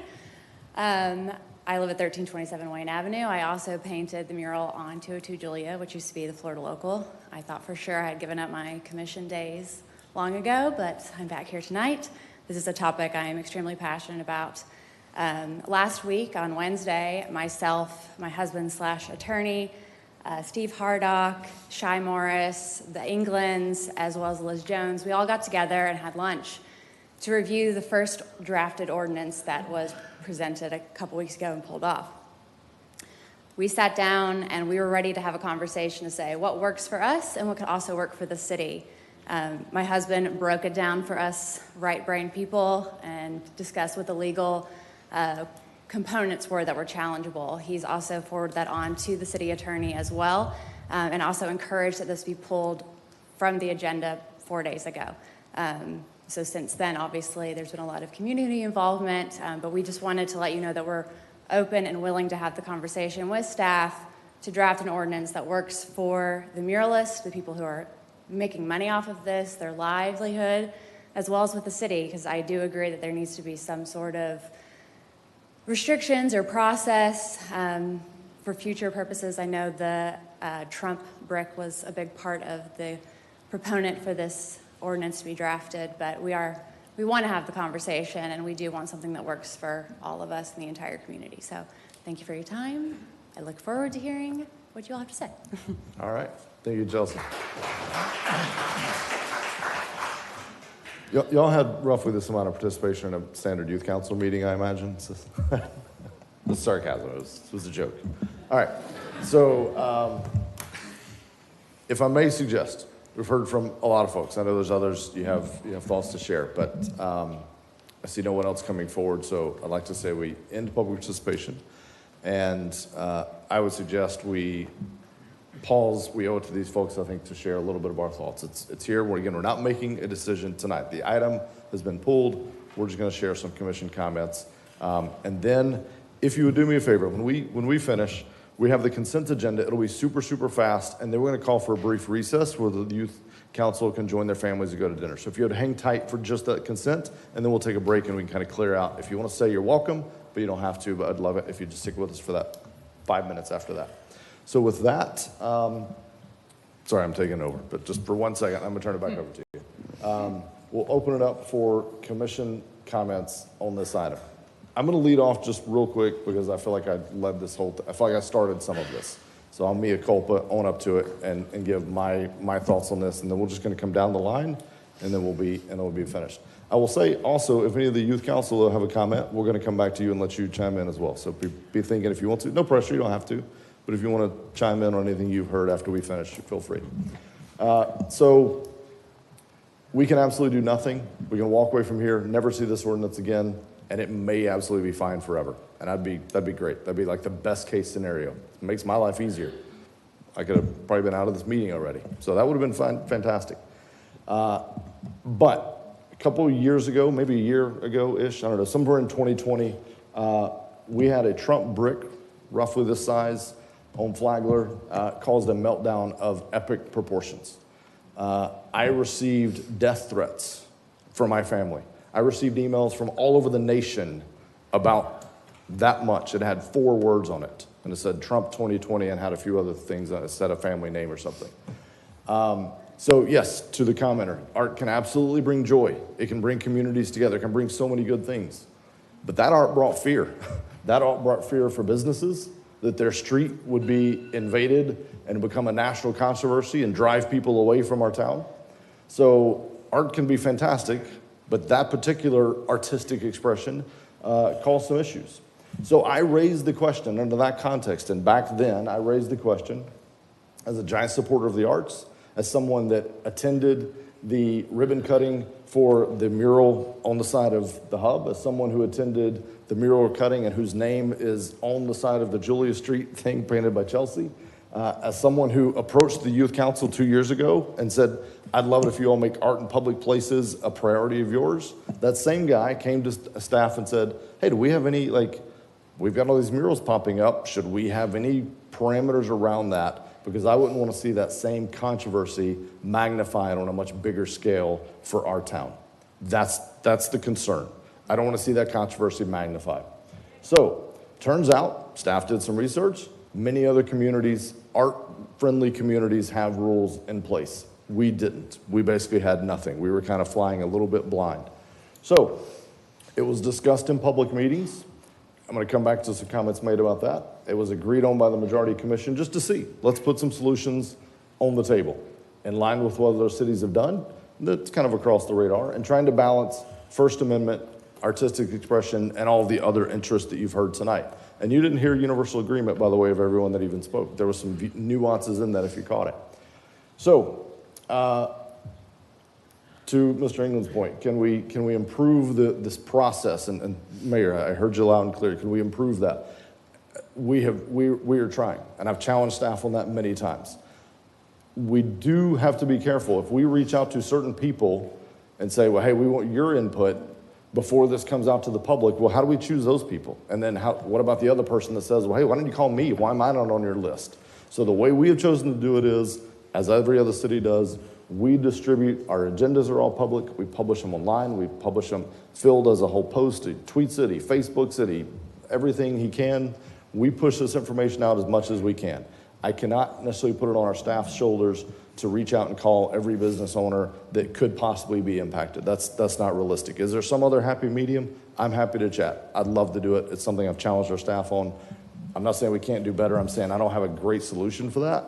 And I know we're being as transparent as we can in putting these things forward. So with that, the last few facts I want to put out there, and then we'll come to the commission. Actually, I'm going to let City Attorney chime in as well. This notion of making things illegal non-conforming, the ordinance would say existing murals would be illegal non-conforming. That doesn't mean that anything would have to change with them. There's a grandfathering provision. We can make the time frame on that whatever. We did 5 years. My proposal would be make it 100 years. I don't care. Everything out there today, I'm okay with, actually. May not speak for everyone, but that's just me. We have to call them illegal non-conforming because it's a legal position. We have to call them that. It doesn't mean they have to come down. It just means that we're acknowledging those are illegal non-conforming. So all future ones have to be conforming. This is what it is. It's grandfathered for however long. So no attorney can come in and challenge us. Well, hey, my person should be able to do it because that's there. We can say, no, that's illegal non-conforming. And within 99 years, it has to come down. But yours has to abide by today's rules. So making a mural illegal doesn't mean it has to come down today, tomorrow, or maybe even within our lifetimes. But that's the thing. That's a legal position we would have to take, is to call things illegal non-conforming if this goes forward. Size limits, I agree. Proportional to the building, not really a concern of mine. Has to be respectful of everything else around it. There's a difference between an ordinance and a sign. Some of the things that were quoted, the thing on the side of the police station, that's a sign, not a mural. It may be painted by a muralist. By definition, by code, it's a sign. That's very different. That falls into the category of if you want to go pull a sign for your business, you follow sign code. The mural on the side of the police station follows sign code. It doesn't follow mural code and wouldn't have to follow mural code. If you're advertising your corporation or a business, that's a sign, not a mural, by definition. And then the last thing, the signing of the name, I've talked to the city attorney about that. Certainly as this goes forward, I think, if it goes forward at all, I think we would all acknowledge we've got to figure out, how to be able to sign a name. But this balance of free speech, I've had many conversations, and this is for another meeting with the public, but that's a delicate balance because it's a little bit of an all or nothing. We can't arbitrate and say you can use this word but not that word. So we either say no words or it's any word goes. And again, a brick this big with the words Trump 2020 calls death threats to my 6-year-old, 10-year-old, and 12-year-old. So do words matter? Is all art positive? Are people rational? Yeah, I totally trust the Hub and the murals that they would put on the Hub. I'll say it outright. Completely trust them. Do I trust everybody that has a paintbrush? That they may not want to just incite controversy? They may not just, that's how they get their kicks, is to incite controversy? I don't know. But I don't want to take that chance for me and my town that I love and the businesses that are supported by it. So I think this is a conversation, however difficult it is, that we have to continue as a community. Not tonight. We've heard from you all. Again, acknowledging we'll figure out some ways to better communicate. We'll talk about it. But that's where I'm at. Hopefully that clears up some of the misconceptions and some of the things that were out there. So we'll come down the line. Commissioner Colodi.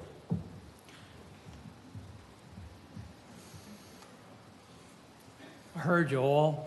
You filled the room. You must have got the message we were going to talk about it. Along the way, we gave the same type of messages out that we were going to discuss this. We try to be as transparent as possible, let everybody know what's going on. But like I alluded to earlier, there's such a small percentage of people that actually pay attention to what we're doing that it's hard to pick out exactly which ones are going to come for any particular issue. So we do have a uniform policy on that. I'm glad you're all here. I'm glad I heard everybody and what they had to say. We had asked a number of years ago to come up with some type of guidelines for murals. The mayor remembers one reason that kicked it off. I thought that was resolved. It was our civic association down in Flagler. That was resolved. What I remember is kicking the whole thing off was when there was we were approached with by some groups that wanted to paint over all the underpass on Route 1 where Little Avenue goes over the top of it. They wanted to get rid of the fish and paint something. We were all totally opposed for that. That was a fixture in a community. Why would we want to destroy something like that? So that kind of kicked off our discussion on murals. That's true. Our city attorney and our planning staff are very, very diligent in what they do. And they write foolproof ordinances that legally protect us from whatever could happen in the world. I don't necessarily agree with that. I read this ordinance and I said, we could have done this in about 2 paragraphs. I would like to see much less control over it.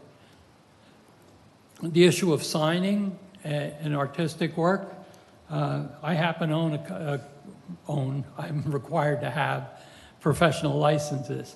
I'm required to sign what I do so that everybody knows where that came from so that they could contact me or blame me or whatever. Yes, they should all be signed, one way or the other. If the artist wants his name up there, put it up there. I'm not a big fan of all words all over them. I'd much rather see a nice, beautiful picture I can take in going while I'm going past it. So I'm hoping we look at this with a much more liberal look. We do encourage murals by simply not discouraging them right now. Let's just set some standards, as liberal as they may have to be, and go through the process. Guaranteed, you'll get notice of it. That's it, Mayor. Thank you.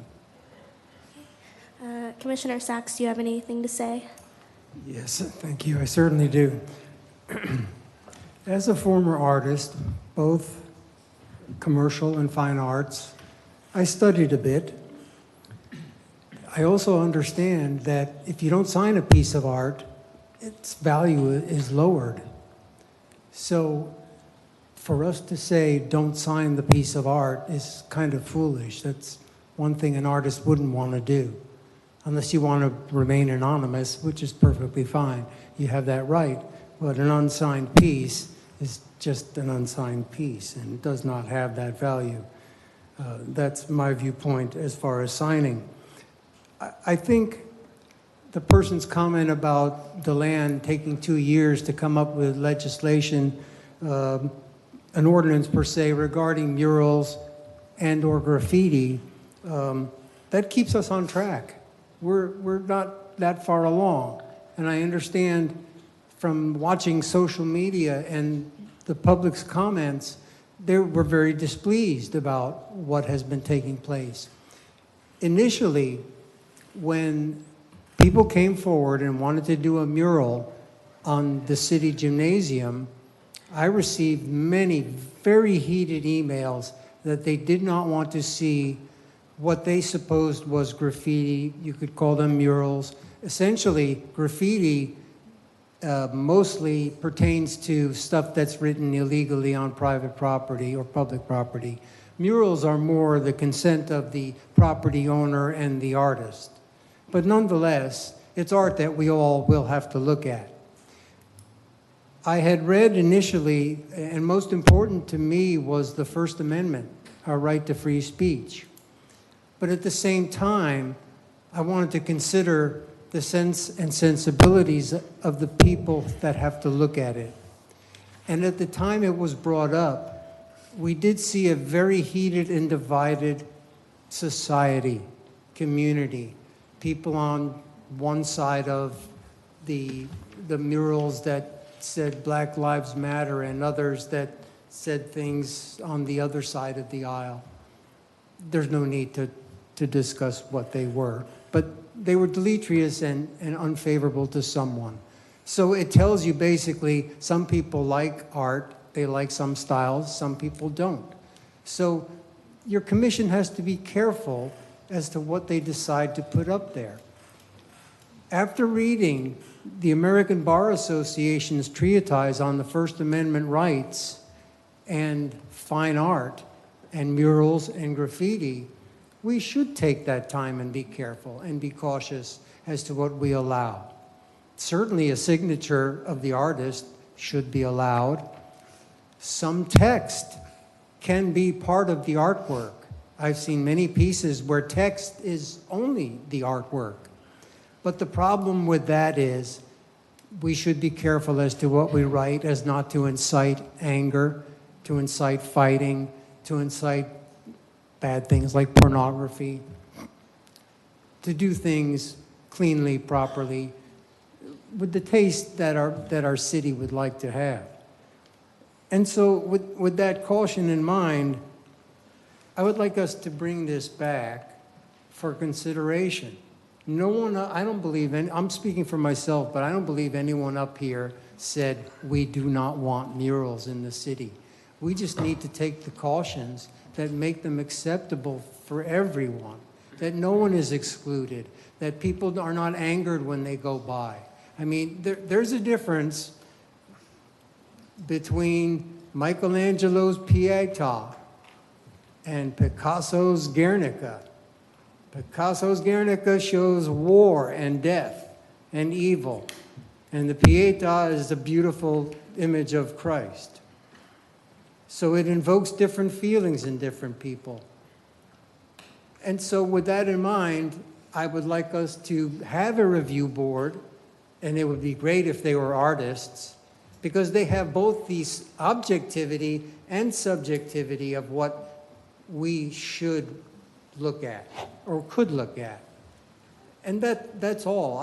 I'm afraid that there was a lot of misconception out there that the city wanted or didn't want to do something. No, we would like to do this. We already have examples of this fine art, murals. They could be certainly grandfathered in, and if they're not signed, have the artist go sign them. But that's my only consideration, that everybody be somewhat pleased. We're not going to please everybody. Some art I like, some art I don't. It doesn't matter. If it's a fine piece of work, it doesn't matter whether I like it. It's still a nice piece of work. Someone else might like it. If this city wishes to be the city of murals, that's perfectly fine with me. So I support this project, folks, and I don't see any reason we should stop or get in each other's face about it. Let's work together and come up with a good legal ordinance that gives us a standard to go by where we can be very proud of our murals and include possibly some text. Now, just briefly, and I'll end there. Some of these murals could be construed as advertisement. We have methods of working with that through our codes and ordinances and zoning laws. And that could be a possibility too. So anything is possible, and we can do it if we do it right. And I just want us to do it right. So thank you for your patience. Vice Mayor McGurk, do you have any comments? Yes, thank you. First thing I'd like to do is thank everybody for coming out tonight and showing the passion that you have for your arts community and the artists that you may be. I have no interest in taking away the ability for y'all to make murals in our community. Absolutely not my intent, and as far as I know, it's not the city's intent. Richard England brought up a very important point. It's probably something we could have done better to be able to communicate what our intent was, and that is something that we're going to work on. The mural is an interesting concept. I'm going to tell you, and I'm going to use an example that happened, why we need a few parameters to this. There was a room filled with about as many as you all are in here today, about certain businesses that were coming in, and one in particular that wanted very visible signage. Now, as many people showed up there not wanting a lot of signage. They want the business to look a certain way and not to be gaudy. When you paint the name of your business on a mural, it's a sign. So what I can say is be careful what you wish for, because if we don't have parameters up, you could have a 2-story sign saying Hyatt, or you can have a 2-story sign saying Home Depot, or some other hotel out by the interstate. So these are the issues that we wanted to tackle by creating a few parameters to make sure things like this didn't happen.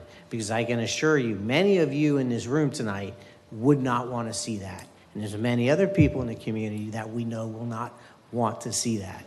So with that said, I absolutely agree that any artist should be able to put their name on their work. And I'm sure we're going to be able to figure out a way to be able to allow this to happen.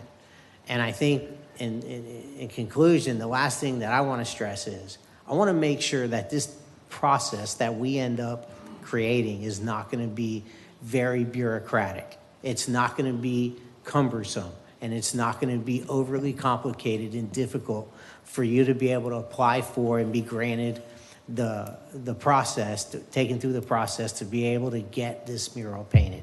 But with that said, we're going to simply need a few parameters to make sure that we don't get something that's very unintended and creates a lot of problems and controversy.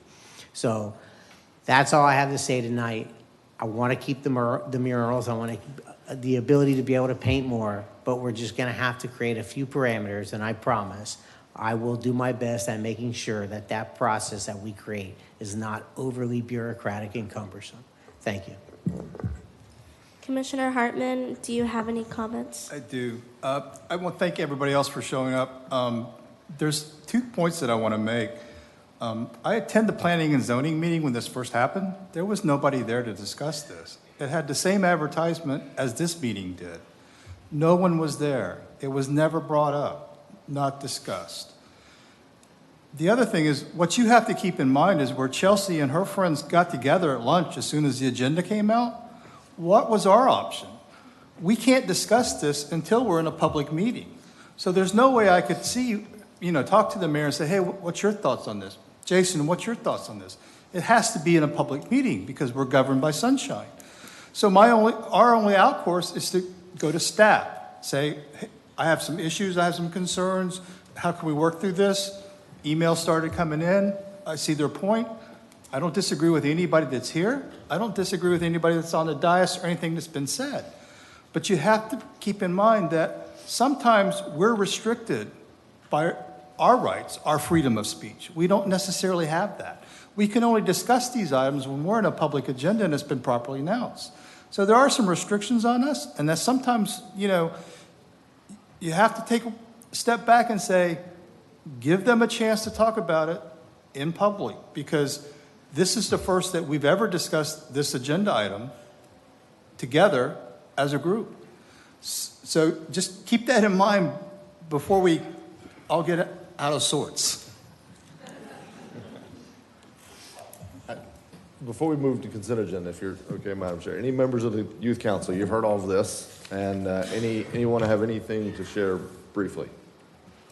Yeah, I believe that art really shows off the kind of city you are. And artwork has always displayed to me what thousands of words can say. And I feel like an artist's signature should be allowed to stay on murals. And I've always felt, though, that text does take away from the artwork. However, I feel if there could be a minor or small QR code there, it could display the name of the picture and even the story behind the artist's thoughts going into making the mural, and seeing what the artist was thinking and considering as they painted this lovely mural on the side of buildings. And I believe that they should stay as a sign of New Smyrna Beach and always representing what New Smyrna Beach has stood for. Yeah. The profoundest comments of the entire night, right over there. The picture's worth 1,000 words. I mean, dude, you know, what are you doing when are you running, I guess is the question. Hopefully in a couple years. Hopefully in a couple years, he says. All right, y'all remember that name. Any other members of the Youth Council want to try to follow that? I Go think that member Step has said it all, honestly. All right. With that, I propose we move on if you're okay, Madam. Yeah, moving on to the consent agenda. Does any member of the City Commission wish to remove any item on the consent agenda for discussion? Commissioner Colodi? 6E. E, okay. Commissioner Sacks? Thank you. 6D for discussion only. D, okay. Mayor Owen? Nothing to pull. Vice Mayor McGurk? Nothing. Commissioner Hartman? Nothing else. So you can, so gentlemen, we're looking for a motion to approve the consent agenda excluding item 6A, which was moved, 6D, and 6E, which were pulled. I'll make that motion. Second. City Clerk, please call the roll. Commissioner Sacks? Yes. Commissioner Colodi? Yes. Commissioner Hartman? Yes. Vice Mayor McGurk? Yes. Mayor Owen? Yes. Thank you. Okay. Consent agenda is approved. Item 6D, I think Commissioner Sacks pulled. Yes, just for discussion, gentlemen, I support this item. I'm very pleased to see that Parker Minchenberg is working with us on the stormwater land development regulations. The reasonable assurance plan that we instituted with Edgewater and Oak Hill and the county and the St. John's Water Management District is a very good first effort to clean up our very valuable water bodies. But again, as I had said before, and I'm going to keep trying to say it as long as there's breath in me, we need to have all of the outfalls of stormwater that come off our city or our barrier island have to have the cleanest standards that we can provide. And I know St. John's Water Management District will allow Class 2 waters. Class 2 waters are the kind of waters that you can swim in and that oysters will grow in. Very simple. And if we can put those type of devices at all the outfalls, I know we have several I can point to. I'm endorsing and supporting staff and pushing, and we'll push everybody I know that if we want to have clean, healthy water to swim in, to play in, to drink, these are some of the things we have to do. It's going to be multi-million-dollar projects, but if we take one bite of that elephant at a time, maybe we can get there someday. Okay. Do I have a motion to approve? Thank you. Do I have a motion to approve item 6D? I have that. I'll make that motion. Second. We'll take the Vice Mayor's second. City Clerk. Commissioner Colodi? Yes. Commissioner Hartman? Yes. Vice Mayor McGurk? Yes. Commissioner Sacks? Yes, Mayor thank you. Owen? Yes. Commissioner Colodi, you want to pull item 6E? Yeah, we took on on behalf of the community in Corbin Park, the improvement of the stormwater systems, which in a lot of cases don't exist and don't agree with each other. We went out, hired an engineering firm, this one in particular, to come up with a conceptual plan for the development of major improvements. I attended the public session where they presented it to the community, what they felt would be a good viable solution. And of that, and a review of their contract, two things came to play. The estimated cost of the project could be about $10 million. Yet there is a clause in their contract that says there will be no phasing of the project and it has to be built at one time. I don't think we got the money to do that. So I would like that part of the contract changed to allow for phasing of the project. Second thing is, it was a nice plan they came up with, which showed a collection system which dumped water into the Turnbull Creek. I'm sure there'll be water quality features in that, which is very good because Turnbull Creek is so important to us. The community passed a bond issue, and we're spending a lot of money to buy it and protect it. Yet, their proposal did not address the portion of Turnbull Creek which extends from Burma Road, one of the internal road subdivisions, to Route 44. I, based on my training, am concerned that failure to study that portion of the creek and propose improvements to it would not be the proper method to ensure the project would work and would get our money's worth and the people would be saved from flooding. I would like the one additional section of the study to include that area. Related to that, one of the residents who spoke earlier about Turnbull Creek and our maintenance supervisor, facilities manager, I forget his exact title, they did walk that section of the creek and found it to be overgrown with vegetation, to have trees that have fallen in it to blocking the flow.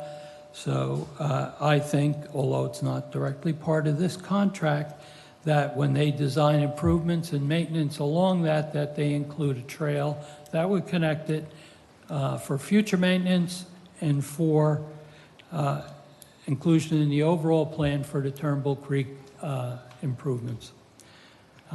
We promised the state when we took $3 million to purchase land out there that we would do this. The preliminary study that was done with it at the time, we didn't own that tract of land. We've used funds to purchase it. So we should update that study and get some improvement in there. It will also allow us to properly maintain it in the future.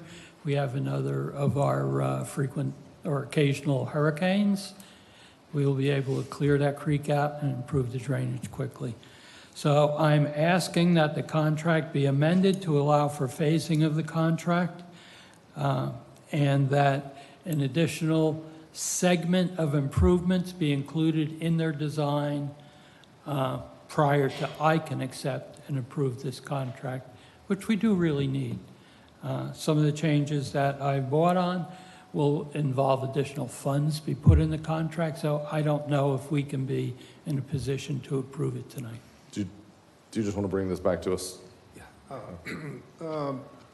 I have spoken to the city engineer and I asked him to ask Tetra Tech to amend the proposal to include the Turnbull Creek study in it. So that item would be coming on most likely either the next agenda or the one after. We wanted to move forward at least so they could move forward with the design on this particular item, but there will be an amendment coming back to you to address the Turnbull Creek and also as far as the phasing. So what I think staff is asking us to do is approve this tonight so they can get started, but they have acknowledged this and they're bringing some amendments back to us. So, yes, I wanted to bring it before the commission because of those reasons. I have spoke with our manager. This contract, it's got a time frame of 2 years and 3 months. So I'm willing to vote to approve it with the understanding there will be an amendment. Got it. Do I have a motion on that item? I will make that motion. And I'll second. All right. For discussion. Go ahead. And the point was that I also talked to the city manager about the same issues with the Turnbull Creek and was assured that it's a subsequent proposal that's coming forth to us at a later date, but they did include it because that was something that was asked for at the residents meeting, I believe, was to include the Turnbull Creek in the study, and was assured that that was coming forth. So I feel comfortable that staff's going to follow through with that, so I can support this item. All right, we had a motion, we had a second. Kelly, if you call the roll. Commissioner Hartman. Yes. Vice Mayor McGurk. Yes. Commissioner Sacks. Yes. Commissioner Clody.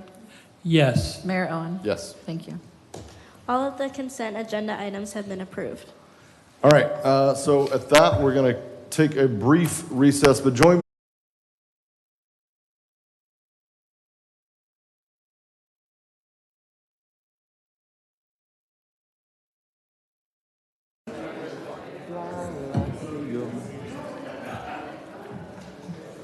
All right. We're going to. I'm in shape.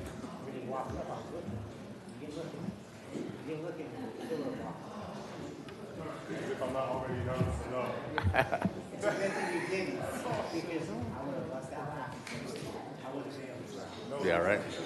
Yeah.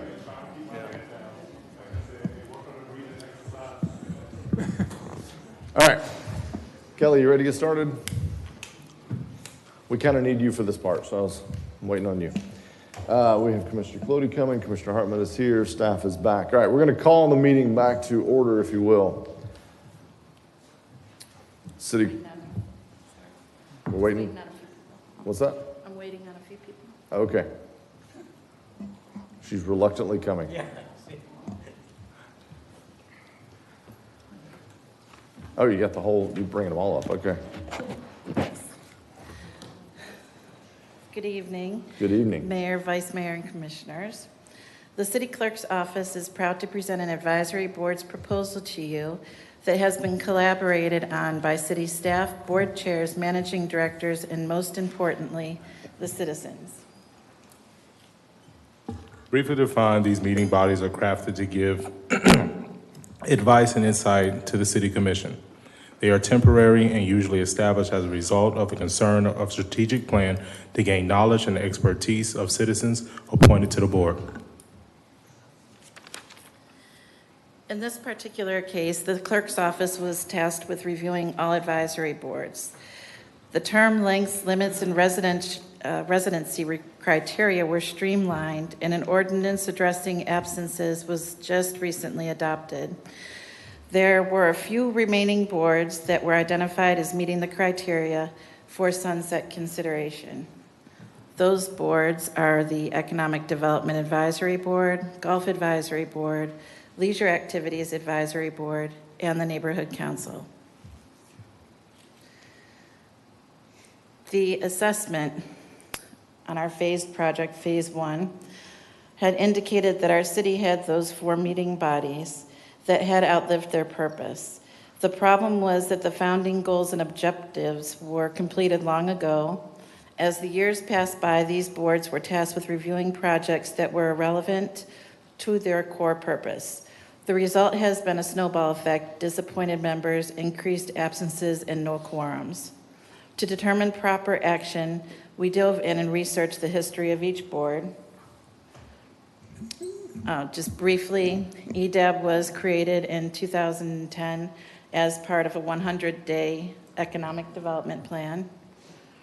The current Leisure Activities Advisory Board, that was created in 2012 as part of a initiative to solicit the assistance of a group of citizens in helping with the Parks Master Plan.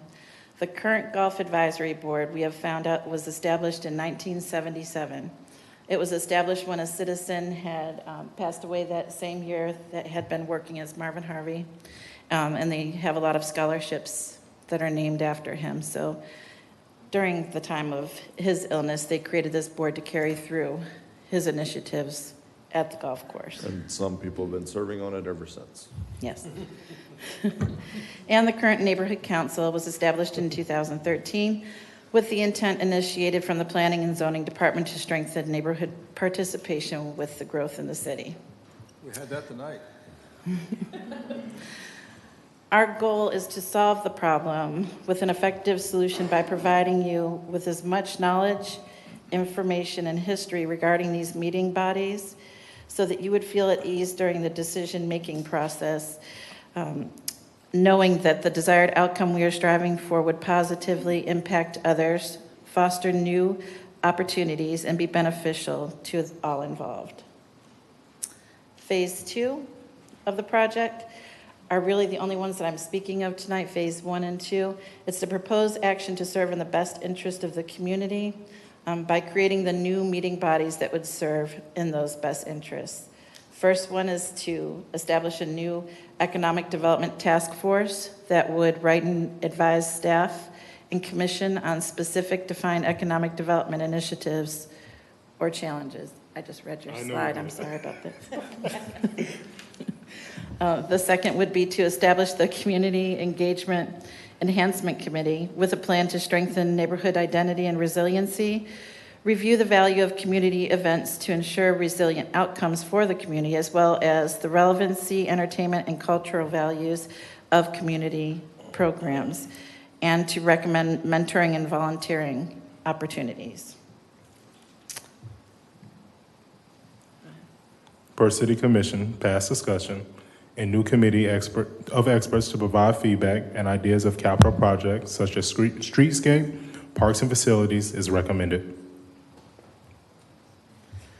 Tonight, we ask you to consider approving Phase 1, sunsetting the 4 boards mentioned, with the reassurance that these meeting bodies have completed their founding goals and objectives, and also approving Phase 2, establishing the new meeting bodies that we've discussed. Phase 3 will be forthcoming and will define the onboarding criteria such as new member orientation, sunshine law training, and establishing a set month to begin and end all terms instead of having multiple months for each board. Lastly, we would like you to know that we have the full support of the development or the departmental executive staff that are involved with these boards, appointed board members and chairs that are with us tonight, and most of all, our fine citizens of New Smyrna Beach. We believe that our city can serve as a prime example of leaders who had the unique opportunity to turn these obstacles into opportunities and the problems into possibilities in the future. We thank you for your time and consideration. Okay, thank you. Hang out, Kelly, in case there's other comments. I'll lead. Normally, Mayor speaks last. I'm going to speak first one more time, and then I promise the rest of the meeting I'll speak last. But this is also something Kelly and I have spent a lot of time on. Listen, this to me accomplishes a few things. It keeps our advisory boards relevant. I've said since the day I got elected, I thought the advisory boards were going to advise, and I didn't see any. So this is addressing that problem. It's not that there weren't passionate citizens. It's not that there wasn't. It just the modality and the structure wasn't there. So it's nothing. It's no slight to the citizen serving. It was just something that was broken in the process. This addresses that. The other thing that I heard was that they were, as designed, they were more of a burden to staff than an asset. They were trying to come up with things for the agenda, trying to manage that. And so this addresses this. I think net, lower meeting frequency, more effective for staff and the commission. Very targeted at, when I was looking at this originally, challenged staff and citizens to say, look at areas where the city interacts with residents. Because most of them don't attend these meetings, as Commissioner Colodi highlighted. I mean, this was a record, this is more than us attended the last 25 meetings combined, right? So this isn't how we touch citizens. When we interact with citizens, most citizens view us through the lens of the parade. Everybody sees that. 5,000 plus people see that. Our arts and festivals, those are the things that people see. Our youth programs, those are how they view how well of a run city we are, is those things. They're not reading our agenda to figure out if we're a well-run city. So these very targeted things, I think, address that. They can always change a future commission's desire, but I think this is a great step forward. I applaud Kelly and the team for pushing this forward, and I support it. My only comment, 11 members is a lot. we had today however many this was, and it felt like way too many. I would like to see that dialed back to 7 personally, but that's my only feedback, but I could go either way. Okay. Any other comments from the commission? Commissioner Colodi. Mr. Mayor, which of the proposed boards do you want to go from 11 to 7? Oh. I don't have it in front of me. Yeah, there was only one that was an 11. It was the, I forget which one it is, Kelly. Which one is the 11 one here? It was the community The enhancement. CEEC one, whichever one that one, I forget the acronym, but The Community Engagement Enhancement Committee. yeah. It had 11 members. I like the makeup. It was members of the hub and different things, but, or not hub, but Canal Street Historic and Flagler, et cetera, so. Okay, and that might be the proper place to put what I think should be the replacement for the neighborhood council. I think the neighborhood council has been basically ignored and not helped out along the way. I would like to see that board continued until we actually implement this new board with the standards that would be in it. A little bit of continuity there. God only knows what'll come up in the meantime. The other comment I have has to do with Phase 2, is the City Facilities Advisory Committee. It might be a good idea, but not at the capital project manager level, because at that point, he's just implementing what has been preliminarily designed and finally approved. And I think to have 5 technical people meeting to help him out with the tasks he's been hired for would prove to be more of an implement than a help. So if we're going to have such a committee, it should not be directly related to him and his scheduling and everything. I think it should be located somewhere else. Okay. Or included in one of the other committees. It's just, I know, and we all know from our previous manager, how much time is taken on projects. In the administering inspection, we've talked about getting him an assistant, but I don't think we need somebody looking over his shoulder and giving him comments. Yeah, I'd say the vision to that, and I can give a very specific example of what my thought was when I read that was, you know, we put in pickleball courts down by the gym. We oriented them east-west. You should never orient an athletic, venue like that east-west, because then you're dealing with the sun. You orient it north-south. So that's the kind of thing that when we're ideating on that and that proposal's forward and staff is bouncing that off, it's just it's a place for there to be a check-in to say, here's what we're talking about. Do you see any, do you all, panel of experts and public, because it'd be a public meeting, do you see any glaring things that you want to bring up based on expertise that you all have or some members of the public have? So it just kind of adds that additional layer of, hey, here's a chance to chime in on some ideas for how we can better design our facilities, which again is a touch point for many residents. So that was I think the vision and idea behind It's a it. fine idea. I just think it's at the wrong place Yeah, in and the that construction process. you may be It should be right on moved that, up. I know when we did this building out here, the original design didn't even have a sidewalk going out Yeah. to our main streets. So I just made a simple Okay. suggestion as a citizen, not as a commissioner. Put in a sidewalk. So yes, there are things like that that are often overlooked that should just go a little ahead in the standard and should be implemented in a little different manner. All right, other comments on item 7A? So I had similar concerns when I spoke to Kelly about this, and I probably have been the most positive force for a lot of these boards arguing for their existence. And I concur with what she's come up with. I can be in total agreement with that. The concern about the 11-member board, her thoughts were, as she explained to me, was it's easier to get a quorum.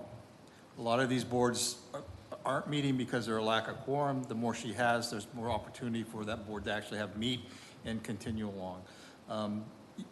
So I totally support everything, that she's presented here. The first phases 1 and 2, which would be the sunsetting of those boards, to continue with the neighborhood council, with them knowing that they're going to die at some point in time, I don't think we're going to get the participation out of them. Yeah. They've kind of been, we've kind of sunsetted them already in that we haven't scheduled any meetings.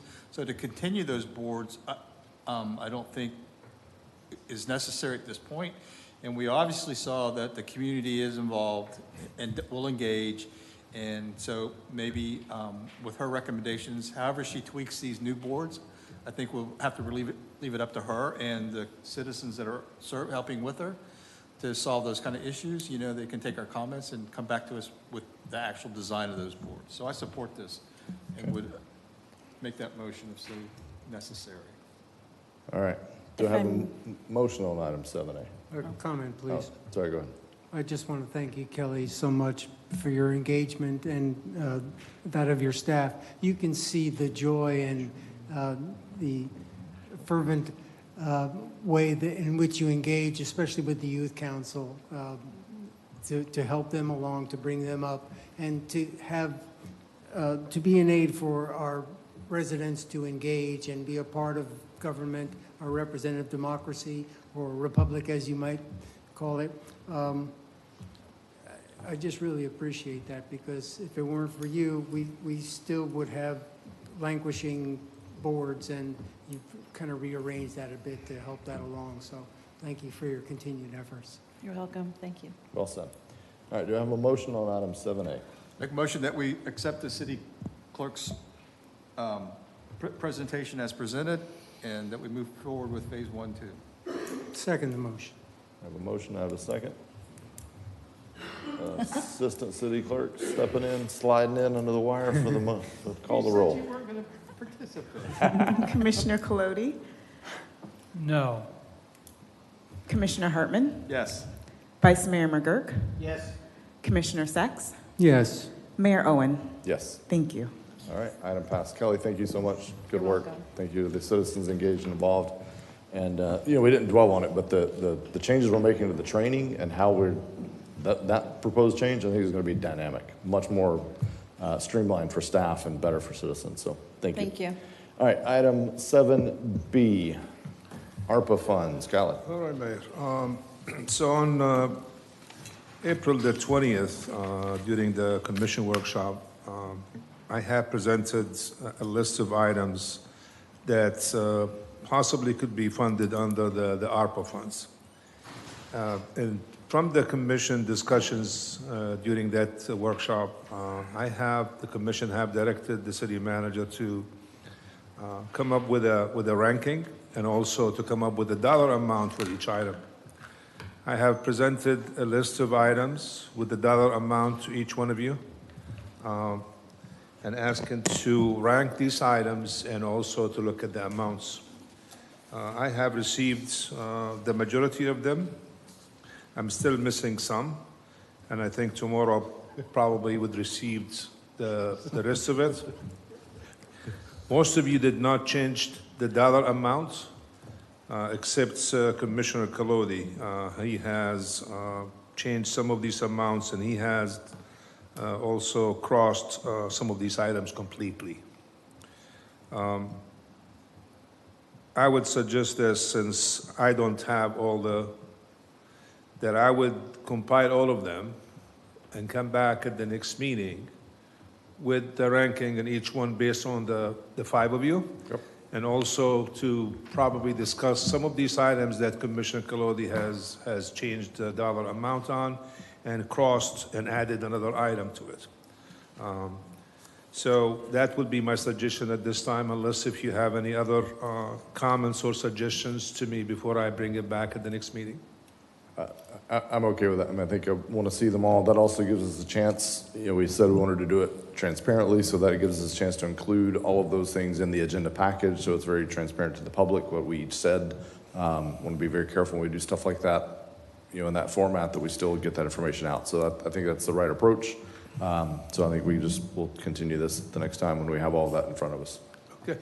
And if there's any other comments based on the dollar amount from the rest of the commission, if you could let me know now before I come back at the next meeting, I think that would be a good idea. Yeah. Okay. Commissioner Colodi. On the changing of the dollar amounts as this project goes forward, Will we be able to change those amounts at a later time? Would it be what? When we approve the list, it'll approve dollar amounts. Can we alter the dollar amounts at a later time? Yes. Thank you. And, I just want to point one thing too. These dollar amount next to each item, it doesn't mean that is the total cost for the project. So I just want to make sure that everybody understand that. And then also I put there the one that it's already earmarked for the project and we already spent on it. So for example, tonight you approved the contract for the design on the Corbin Park. We have already you already approved the design amount for the historic West Side. We spent the money already on Hope, and then also we're working on having a generator for the Esther Street Park. So that means the $2 million that was allocated for the historic West Side, we spent $300,000 out of the $2 million. Yep. Okay, so gentlemen, sounds like we'll have continued discussion. This will come back to us once we have all of that information. If you have further feedback, get it to Khaled. You've gotten to know your commission when he says, somebody changed the dollar amount. I said, I bet it was Colodi. He said, somebody hadn't responded yet. I knew who that was. I asked, and he said, no, not to do the dollar. I didn't know we could change them. So all I did was rank. Colodi makes his own rules. So. Yes, he does. I'll revise mine by tomorrow. All right, we moved, Commissioner, remember we moved item 6A to this spot, I believe. So Khaled, do you want to take that one? Yep. Ron is going to take it? He's handling that item. Good evening. The Commission in January established a listing of eligible properties to be earmarked for affordable housing. The Commission then asked us to establish a process by which the Commission can select which entities can receive those property to accommodate affordable housing. There's two classes of property for consideration, those that are within a CRA and those that are not within the CRA. Statutes require that properties to be given or sold, which are the two methods in the resolution for your consideration, have to go through an RFP process, and the RFP process is highlighted in the resolution that you have. The properties that are not within the CRA will be advertised for proposals by entities wishing to apply for them. They'll be reviewed and ranked, and then the Commission at the next available meeting would award those properties based on those considerations. I will answer any questions that you might have. So for my clarity, Ron, are we designating properties tonight, or we're just passing the resolution 1522? You're passing the resolution, but if you chose, you could select those properties for sale or for straight out donation. Commission comments on this item? I just think we should handle all the properties, whether in CRA or not, the same way. And I would like to move ahead with I believe it was 6 properties that I thought were approved in the past. I think there's a list of 8 that are with the resolution. I'll go with 8. Okay. Okay. Other comments on this item? A question, Mr. Mayor. Go ahead. Ron, can we also consider for the future donating some of these properties to Habitat for Humanity? Habitat can be an applicant if the Commission chooses to go through the donation process. The Commission does not have a choice on those properties within the CRA. You have to go through the RFP process. A property that's not within the CRA, you could straight out donate, but then the reason we did the request and did the advertisement, because there might have been concern from other entities, not-for-profits, that may wish to do affordable housing, not having an opportunity. So we're making it available to all not-for-profits if you choose to go the donation route, but Habitat would certainly be eligible to apply for that. It's good to have a bunch. Yes, sir. Good, thank you. Any other comments on this item? So then what would the next step be? To create an RFP and post it, so we're looking If we wish 30 to, days? the ones within you would do an RFP for those that are within the CRA. And the others not in the CRA, we would just advertise for availability. It's just a matter, it's the same process, there's just different legal requirements. So how long do we have to advertise? Are we donating or is this the sale? Donating. Donating, it would be posted on the website for 2 weeks. So we couldn't actually take action tonight then? So the first action would be to adopt resolution number 1522, which would establish the procedures moving forward. Okay. And then your second motion could be either identifying which properties you want to list on the city website or directing staffs in some other manner. So, gentlemen, I'll be honest, I'm ready to do the adoption of the ordinance, and between everything else going on in my life and the mural issue, I didn't really get to, and I owe a conversation to Mark and them, I wouldn't know which of the properties to speak. Of the 8, are we doing all 8? Are we looking at specific Our ones? recommendation, all have been identified for affordable housing. Our recommendation would to be make them all available at this point. And whether we do that all at once, I guess my question. I would almost like to dip the toe in the water, because there would be blowback, and I don't want to have another meeting where there's a chamber full of people saying, we didn't get the notice, we didn't know this was happening. I'd rather have a test case and we say, we did this with 1 or 2, look, it didn't cause a problem, your neighborhood didn't cause any issues, worked with some good partners, be it Habitat or whoever else responds. Yeah, that I guess that's my thought. So, Kelly. Mayor, if you recall, when I presented this item previously, I have mentioned that, and I've talked to Silas as well.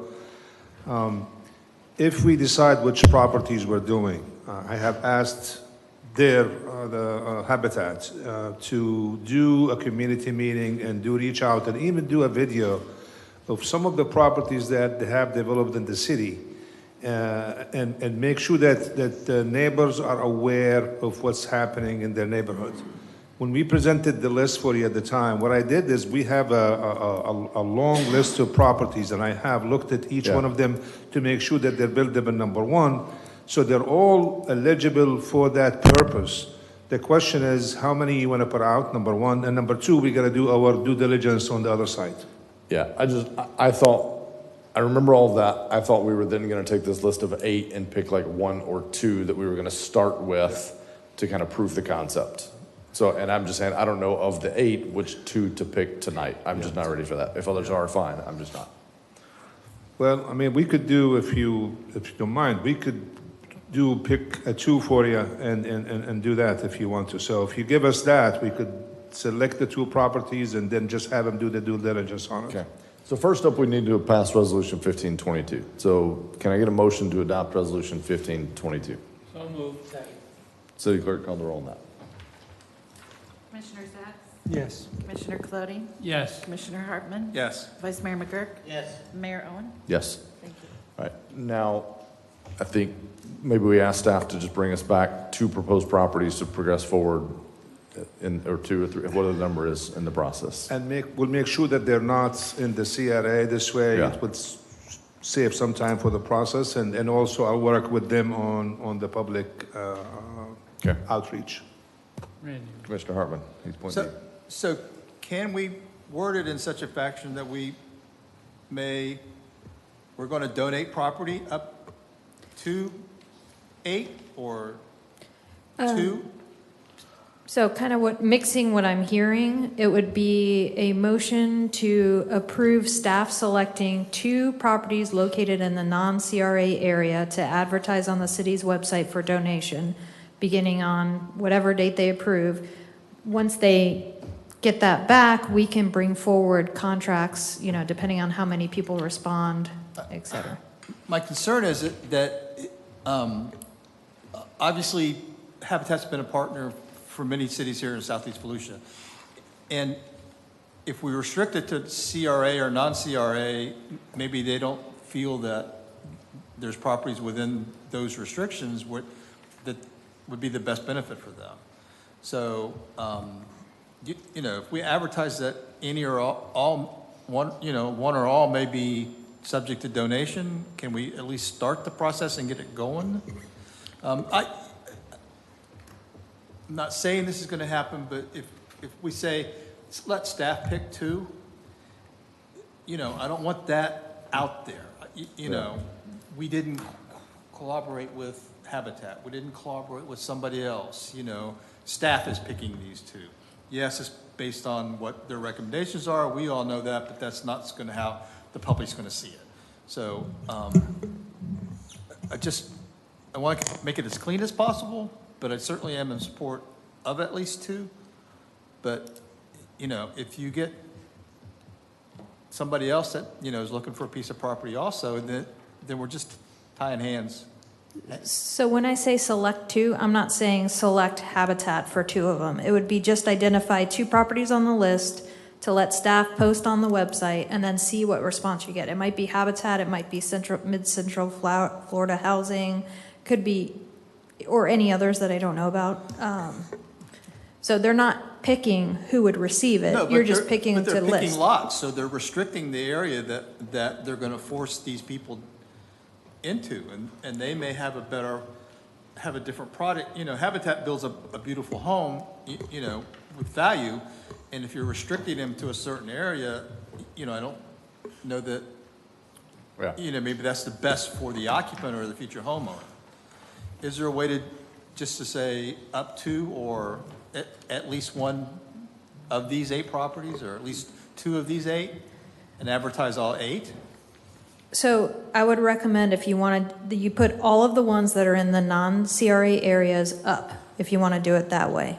The CRA, the ones located in the CRA have a different process to go through. So if you want to choose all the non-CRA ones and authorize staff to post them on the website, then they could pick amongst the ones that have been identified in the resolution we adopted in January. And then the CRA ones that have to go through RFP. RFP. Got it. Commissioner Clody. What I just heard from the city attorney is exactly what I was going to say, is we should move on the non-CRA projects, although I had said I would like them all done. But if we're going to start slowing this down, I would like to see the non-CRA projects advertised for sale or donation, or whichever the wording goes with it. You pick. Individually.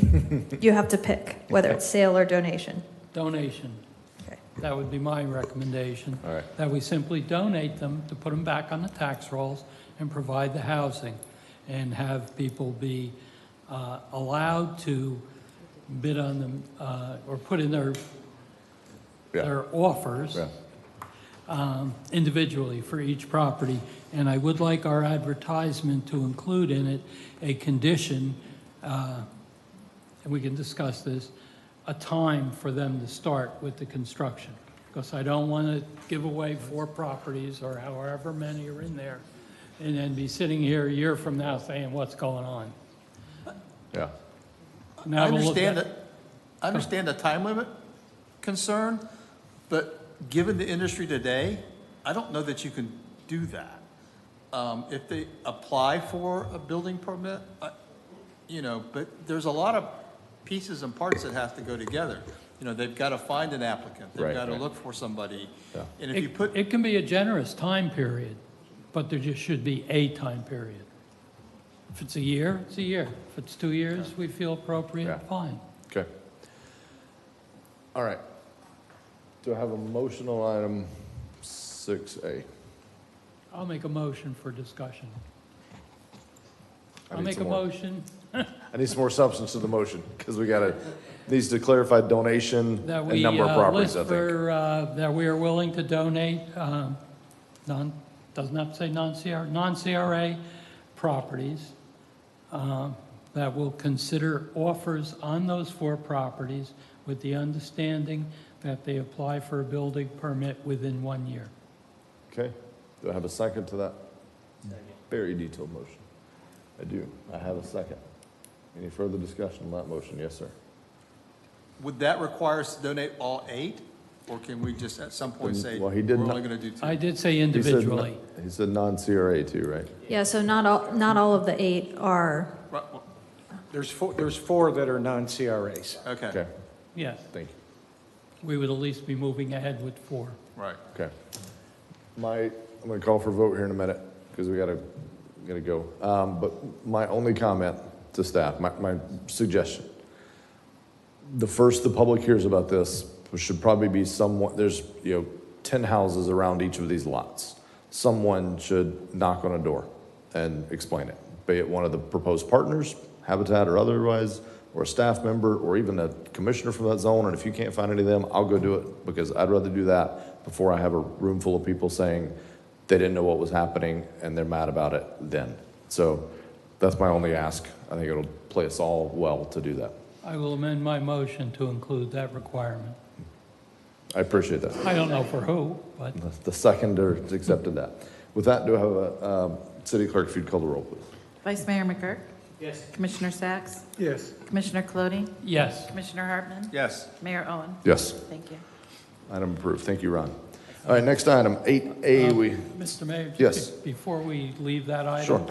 we do have the CRA problem. I would like to have the staff prepare an RFP request to move ahead with those 4 properties also. Okay. So for the CRA properties, prepare an RFP, go through the RFP Yes. process. So Yeah. basically, the same thing we just did, but going through the RFP process versus just the Yeah, advertising. no time frame or anything like that. All right. but they can decide. Did you open that as a motion, or were you just saying you I'm wanted that? offering that as a motion. Okay, I had a motion to move forward with the CRA properties through the RFP process. Do I have a second to that motion? That motion's not getting a second, Commissioner. Go ahead. Would that be for donation or sale? Or both? I would leave that to staff to give us a proposal on how to do that, what they felt was most appropriate. So that will be a commission decision, whether it's donation or sale. If you want them to come back with a recommendation and then you move it from there, but in order to give staff direction, you do have to choose whether it's donate or sell. We can't choose both and then pick? Well, I mean, that's what the yes, RFP you would be, could, right? you could say interested in responses, whether it's sale, well, I've never seen an RFP written it like really that. does need to be one or the other. I've never seen an RFP written. I mean, I see purchase or lease, I've seen that, but to sell or donate them. I would go with donation, knowing that the area But we that could- they're in. We could set the purchase price too, right? Yeah. I'll tell you, I'm just not ready to go through any of that tonight, so I'm a no just because I'm not ready, but if there's 3 of you that are, feel free, but what I'll do is do quickly. Well, I don't even know if we really need a motion to give them direction to work on the We need- process. Yeah, I think we need 3 of us to at least agree before we set staff to work on that, I would say. Even if it's not a motion, let's get consensus at least. What are your thoughts, Commissioner Hartman? Yeah, I'm good with moving in that direction. Okay. You I know. heard you're kind of where I'm at, not quite ready is what I was hearing. So where are you at? Do you want to? I'm okay with moving in that direction. All right. I would like to see the properties donated. all of them. Okay, so. So the resolution has the commission look at each property on the list and choose an option. So these are CRA properties. So now you need to choose whether it's sale or donate. Then the RFP will go out with those parameters. We could, if it's sale, we could set a minimum purchase price. But that's the point of this resolution, is to identify each property that's on the adopted list of appropriate for affordable housing, and then choose the method. That's a commission decision. All right, Commission, do we have a motion on the 4 CRA properties? And it needs to be definitive to offer them up for sale or donation in the motion. I didn't think we needed a motion. I think let's just do it as a motion, just so we're on the record Yes, of where we everybody's need at. a You prefer a motion? Yes. I make that motion. But it's got to To be, decide whether to Yes. donate. I would donate them. all right, we have a motion to donate, issue an RFP for the donation of the 4 CRA properties. Did I state the motion correctly, motion maker? Is that stating? yes. Okay, do I have a second to that motion? Second the motion. I have a second. City, Commissioner Hartman? hang on,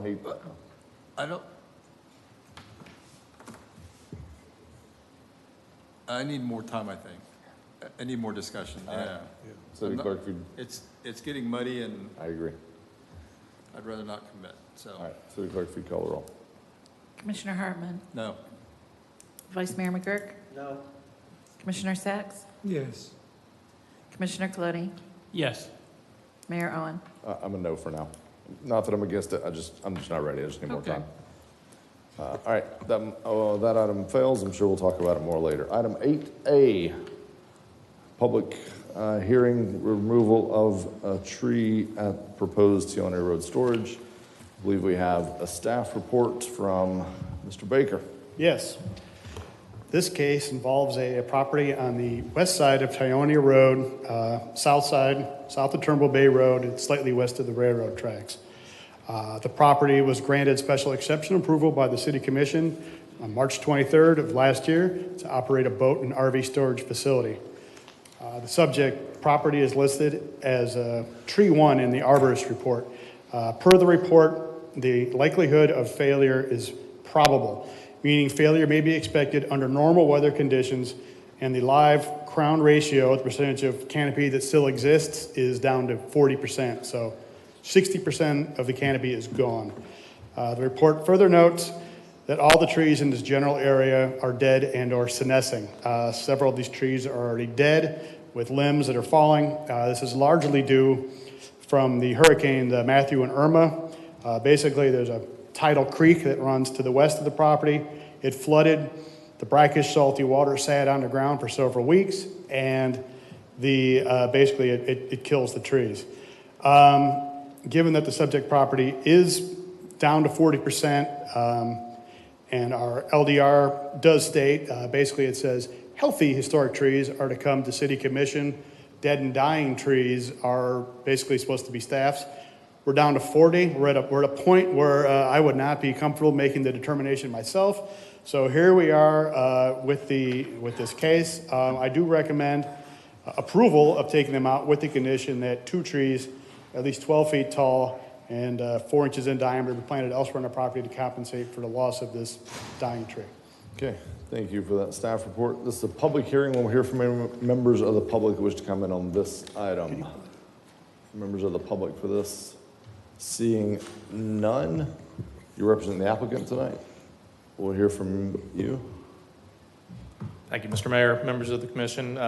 Recognizing the late hour, I'll move through this fairly quickly, but Mark Watts with Cobb Cole Law Firm, 231 North Woodland Boulevard, DeLand. And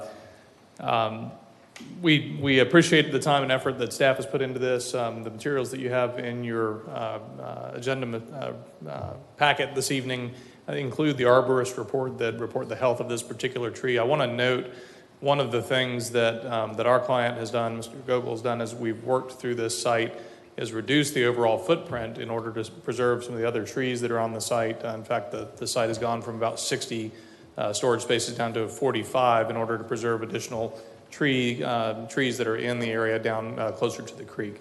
So efforts have been made to try and make sure we're preserving canopy. This is a tree that, in particular, with the storage area, with this in close proximity to some of the storage units, the falling limbs from the tree as it continues the dying process from the periodic inundation, represents an insurance risk and an increasing health risk as well. So we appreciate, again, staff's time. We're here to answer any questions. The project engineer is here as well, but we'd ask for your support on the request to remove this one particular tree. And we're fine with the staff condition of adding 2 upsized trees of 12 feet height minimum and greater than 4 inch in diameter as mitigation. Do you plan to paint a mural on the side of the building, though? I don't, but I will say, the real question. I've got a beautiful mural on my office in DeLand. Oh, yeah? I invite you over. It's an old historic scene of the DeLeon Springs spring run and the old sugar mill there. So it's part of the historic mural walk through downtown. We love the land murals. We love New Smyrna murals, too. You've got some great ones. We do. All right. Do I have a motion? Do you have a question for the applicant? Questions and comments, please? Question for the applicant. Yep, go ahead. Mark, let me ask you, please. At some time this area had flooded with salt water. We don't know how many times it had flooded. What assurance do we have that if this property is developed for its purpose, will it not flood again? So the area, if you recall when we were talking about the special exception of this last year, The area closer to the creek is the area that has experienced the flooding. And if you look at the report and if I can go back, I don't know if I can go back a slide. Up, down, which way am I going here? So the podium computer is not Oh, okay. exactly working. but- If you look at where the red box was, this is one of the ones that was down closer to the creek. Our site engineer is here and can answer to the specific design questions, but the area where the storage will occur will be raised up above that flood elevation, and then there's compensating storage that will be included as part of the overall site plan. Actually, the way that the compensating storage is being designed in the site plan now, it actually ties into where the creek comes in, so it'll create a much more natural place for the creek water to rise up into in those flood events. And so that's being planned for. The other thing that we talked about during the special exception is... Mark, hang on though, just real quick. I appreciate you being willing to answer that. I'd remind the commission that what's before us tonight is removal of a tree. And I think we've got to stay on point, especially not in respect to the latency of the hour. Sure. Those are all topics I think we've talked about. Absolutely. That come up before us in different capacity, but I think tonight we got to stay on as it relates to the tree. So sorry to do that, but I think it's not necessarily related exactly to what's Correct. before us tonight. We're planning for that eventuality. Yeah. So. Did you have other questions related to the tree removal? Well, the arborist had said the tree was senescing. We have thousands of trees that are senescing. We have humans that are senescing. I'm senescing growing old right here, right now. So it's a grandfather tree, perhaps. We wouldn't kill our grandfather. And nor the arborist has given us an indication when it would die. It could last another 50, 75, 100 years in a senescing state. So I don't approve of removing this historic tree. Okay. All right, any other questions for the applicant? I'm going to make a motion to approve with staff recommendations. Motion to approve with staff recommendations. Do I have a second on that? Second. City Clerk, if you'd call the roll, please. Vice Mayor McGurk? Yes. Commissioner Sacks? No. Commissioner Colodi? No. Commissioner Hartman? Yes. Mayor Owen? Yes. HCR 122 has been approved. Thanks, Mark. Thank you all. 8B, second reading and public hearing would designate the local landmark status for the gym, which will just always be the city gym to me, but I guess we're going to give it a very long name. Jesse Stevenson Kovalenko Memorial Gymnasium. City Attorney will read this a second time by title only. Ordinance number 2122, an ordinance of the City of New Smyrna Beach designating the Jesse Stevenson Kovalenko Memorial Gymnasium located at 1000 Live Oak Street as a historic landmark in the City of New Smyrna Beach, providing for public hearing, providing for conflicting ordinances, providing for severability, and providing an effective date. All right. All right, Mr. Mayor, I won't take more than a few minutes. Thank you. One of the goals that was set by the Historic Preservation Commission was, in 2022, was for this nomination of the city gym as a local landmark. So the city gym was part of a previous New Smyrna Beach junior and senior high school. The original school opened in 1926, but that school was demoed in 1991. So after researching the Volusia County School Board, the local New Smyrna Beach Museum of History, no exact date of construction was found. The Volusia County Property Appraiser listed the date of construction in 1969, but based on the short block construction, staff believed that structure was built probably in the early 50s. So the planning staff, with the help of our GSI analyst, which was Lonnie Russell, found some old Volusia County aerials from 1940s and the 1950s, and part of your exhibit shows that the gym does show up here on that April 1951 aerial. Also, we included newspaper clippings that show the opening of the gym was in 1949. So the city gym is known as the Jesse Stevenson Kolenko Memorial Gymnasium. And Jesse Stevenson Kolenko was married to Michael Kolenko, and they lived in Edgewater in the 1940s as their winter home. Mr. Kolenko established the Jesse Stevenson Kolenko Medal in memory of his wife, which is awarded by the United States National Academy of Sciences for important contributions to medical sciences. This award first was granted in 1952. So the Historic Preservation Commission, they can recommend designation of a property as a landmark, local landmark site, or a historic district after a public hearing based on one or more of the criteria that's listed in Chapter 50 of the City Code of Ordinance. So staff believes that the application does meet more than one of the required criteria to be considered local landmark, and so staff recommends approval and subject to any questions you may have. All right, thanks, Ben. It's a public hearing. Any members of the public wish to comment on this item? Yes, sir, come right ahead.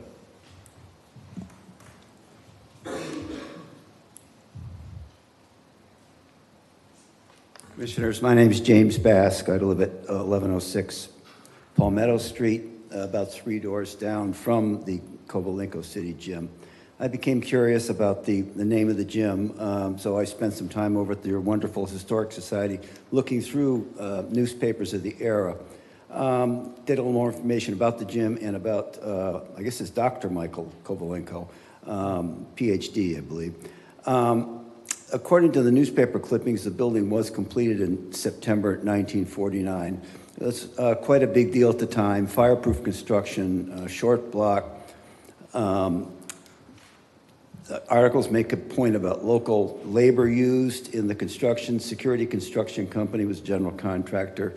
D.W. Browning Plumbing, Summerlin Brothers Millwork, Olson Electric. Dr. Kovalenko wanted to donate money for a library, but the school official said, we really need a gym, so that's what happened. Just a couple of comments on Dr. Kovalenko. He was born on a farm in Ukraine, fought Germans in World War I, turned around and fought the new Russian government. And after World War I, had to abandon Russia, go to exile in Northern Africa for a few years, ended up getting advanced mathematics and astronomy degrees, met his wife Jessie Stevenson in 1930 and then became a U.S. citizen, went on to teach at Princeton and Swarthmore, made a lot of donations, including the medical prize, as was just mentioned, and that's still being given now. The latest one, it's $75,000 every 2 years.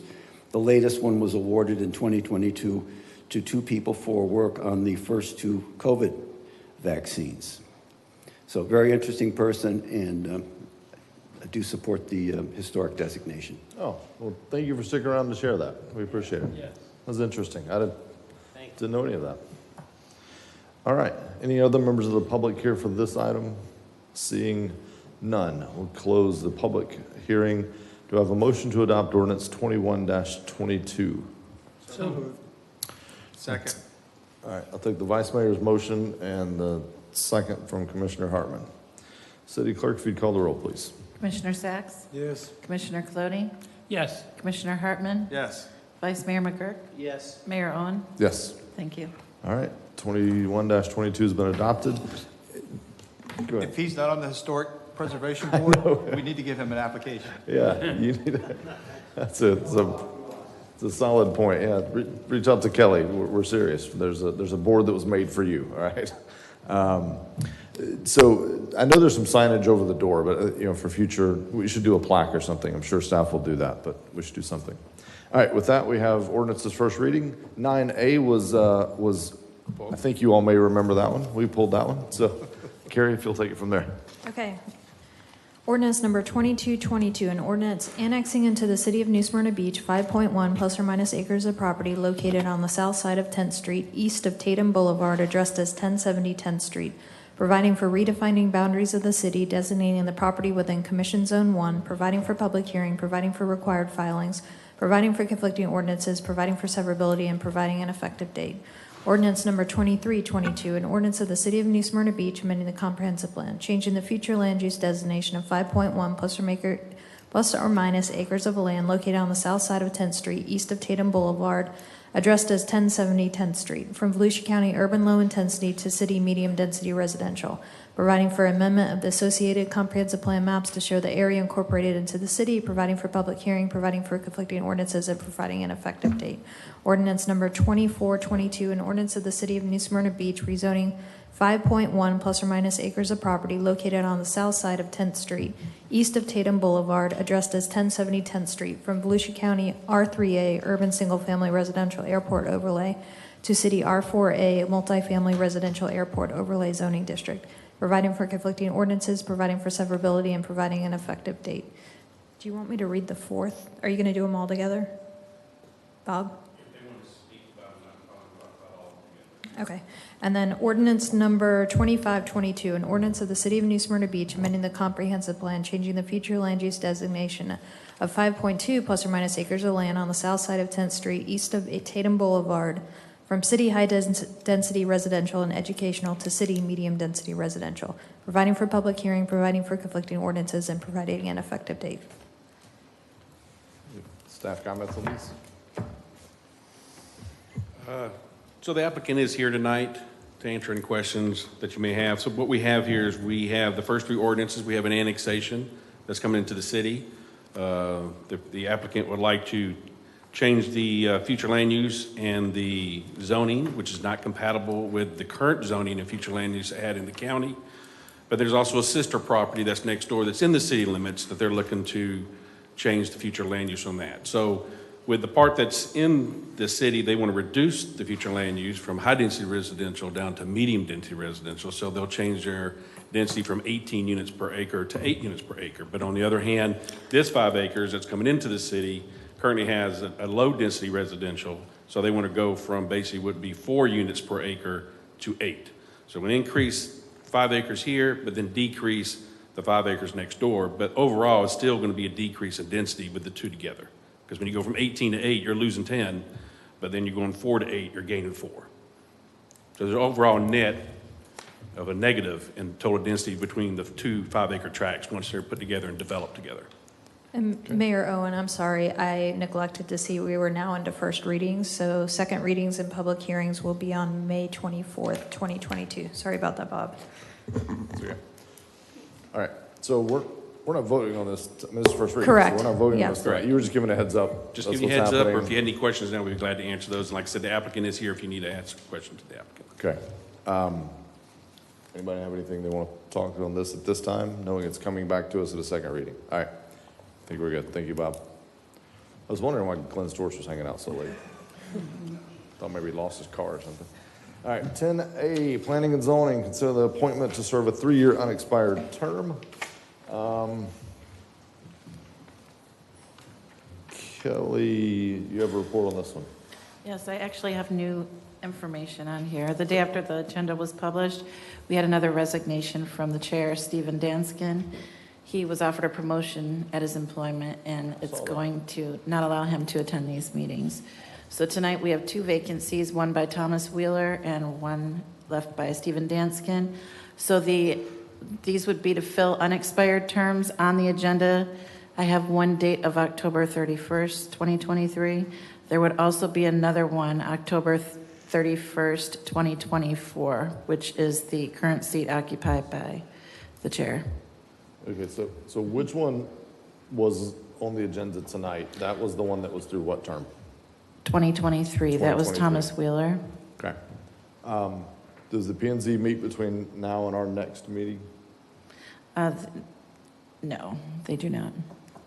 My suggestion is, since it wasn't on the agenda, I'd be comfortable going and appointing the one that was, and then we can address that one at that time. That's just my thoughts for the commission. Y'all do whatever you want, but I can support one nomination. I think we should wait to do the next one at that time, because there may be somebody that didn't apply that wants to, I don't know, so. And also part of that report is I identify the people that are serving on boards right now. We do have 1 out of 7 of these applicants, Arthur Von Bulen. He is currently on the Building Trades Examining Board. Okay. I got a quick question.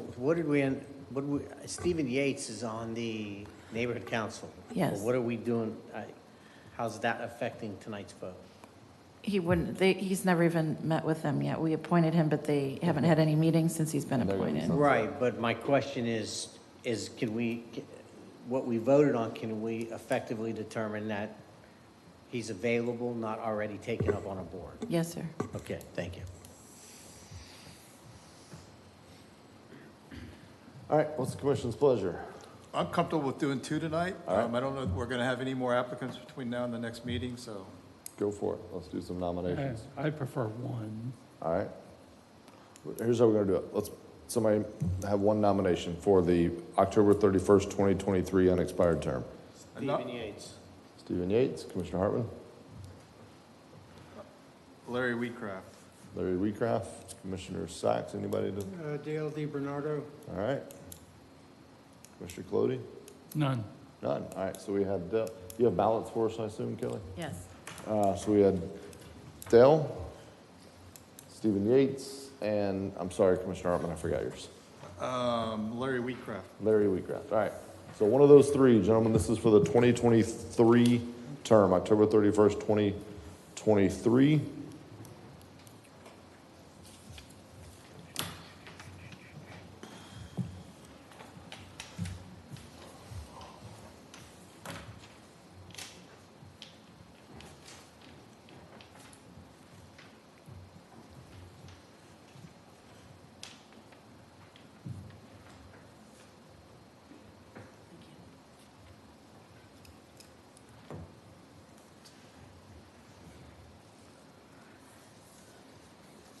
Okay.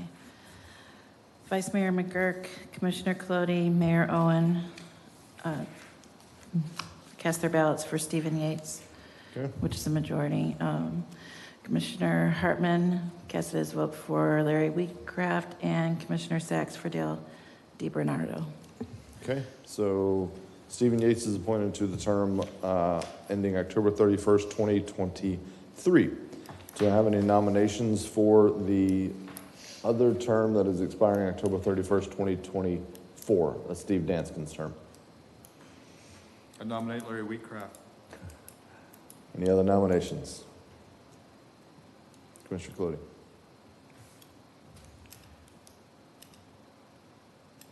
Make sure I do the right one. Assuming he can do it, Arthur Von Buren. Arthur Vaughn, okay. So, City Attorney, question for you. We have two nominations. She's about to hand some ballots. I wasn't ready to work to do any of these, so how do I not vote in this case? Like, how do I vote against this? How do I vote no? We've never had that. So have we? there's a state law that says if you're present, you would vote, but you may need to go to the bathroom. No. I'm okay with voting, but I'm saying, how do I vote no? Like, Just vote because- no to all of them. Just don't don't put nominate just anyone. Don't put Yeah. All right, I'll just not put a check next to anyone. All right, there we go. That'll do it. All right, ballots. So there were two nominations. Arthur Vaughn, I don't have the names in front of me, gentlemen, sorry. And then Commissioner Hartman, yours was Larry Wheatcraft. And if you want to not vote for anyone, you just leave it blank. And if we don't get 3 votes, we will move on and we will bring this back at the next meeting. That's how that's going to go.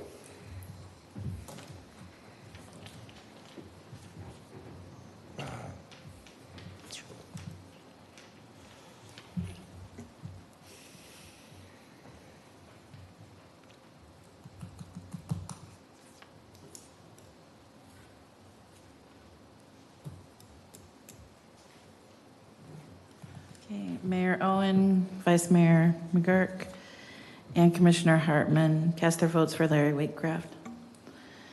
Commissioner Sachs did not cast a vote. Commissioner Colodi cast a vote for Arthur Von Buren. It's Larry Wheatcraft. All right, Larry Wheatcraft is appointed to the unexpired term through 2024. Thank them both for their service. Mayor and Commission reports. Gentlemen, begin with Commissioner Colodi.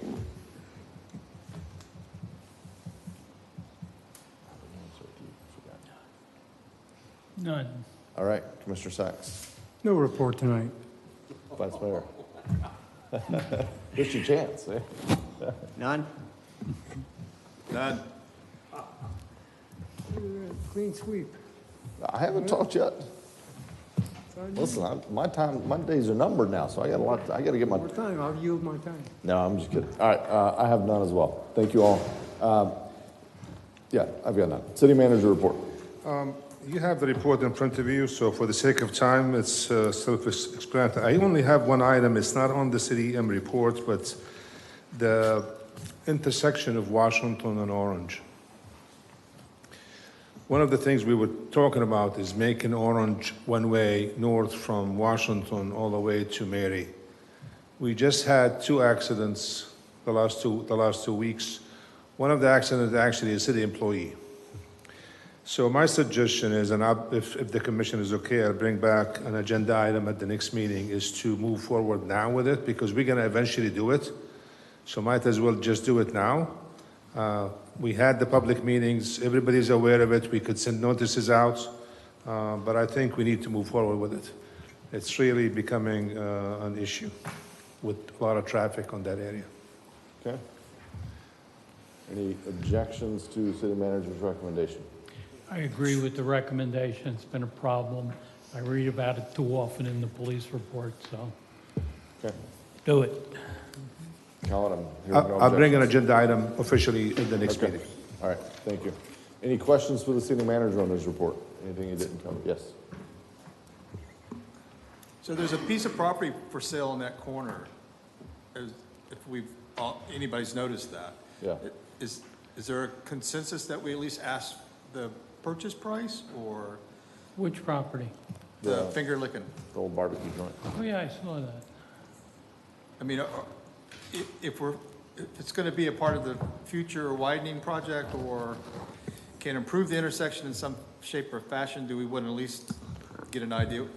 Should the city manager at least? So I'm going to add to that. Test the waters.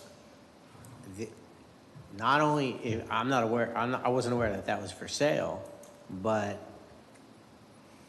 the Stewart's Car Care, which would then change a lot. Now, I'm not sure if the property is just a business, it hasn't, but I think that's something to at least look into, because that could be a game changer for that whole intersection and deal with the issue of a turn lane for US coming on, from going north on US 1 and turning east on Washington. That could really change with all the boat traffic and all that stuff. So at least look into it, absolutely. You know, when we did the survey, initially we thought the entire length is 40 feet, but after they done the survey, the section from Orange west to US 1, it's actually 30-foot right away. So obviously we need the 10 foot. So when Commissioner Hartman has called me about it, having that one property would not help us. However, we have approached Stewart's Car Care to see if they would give us a 5 foot for sidewalk, and they initially they are willing to do that for us. So without having the other property available, I don't see how this one property by itself is going to help us. So, but I'll look into it. Okay. I'll just say on the record since it came up, I don't know that I would support buying other properties for intersection improvements without a very clear definitive plan for what that would be, because we currently have one that we can't even figure out anything about what we want to do. I still stand behind it. We can sell it and probably make money at this point, but I'm okay buying it, but I'd love to see a whole plan, exactly what we're going to do, how it's going to improve, so that we bought the other one, cart was in front of the horse. We all said it, and we knew what we were doing. We said it at the time, but I wouldn't support that again. But you guys can. And that's what I was saying. November 9th, you can do it. I don't care. And that's what I was saying, Yeah. Mayor, that if I don't have the other property, because we really need the wide right away in that area. Yeah. But All right, city. Who's up? Clerk. Any report? No report, just thank you for your consideration earlier tonight with the advisory boards. I appreciate it. Hey, and what about that surprise? I know Sharon was up to it. I looked at her face when I that think happened. it was so. Sharon, and I think there was more people involved. No, not Sharon. None of your staff had anything to do. Hey, we're all proud of you, though. It was thank it you. was fun to pull off for you, and glad there was a bunch of people here that were roped into taking part of your celebration. So, I think everybody played a little part. everybody. Yeah, So, I appreciate it. all right, congratulations, though. Seriously, we're proud of you. City Attorney, any report? Yes, at the last meeting, there was direction to the city attorney to bring back simple contract addendums for each of the 3 charter officers. I have drafted those for your consideration. I would recommend you vote on them individually. One concern raised was that this is not consistent with the city charter.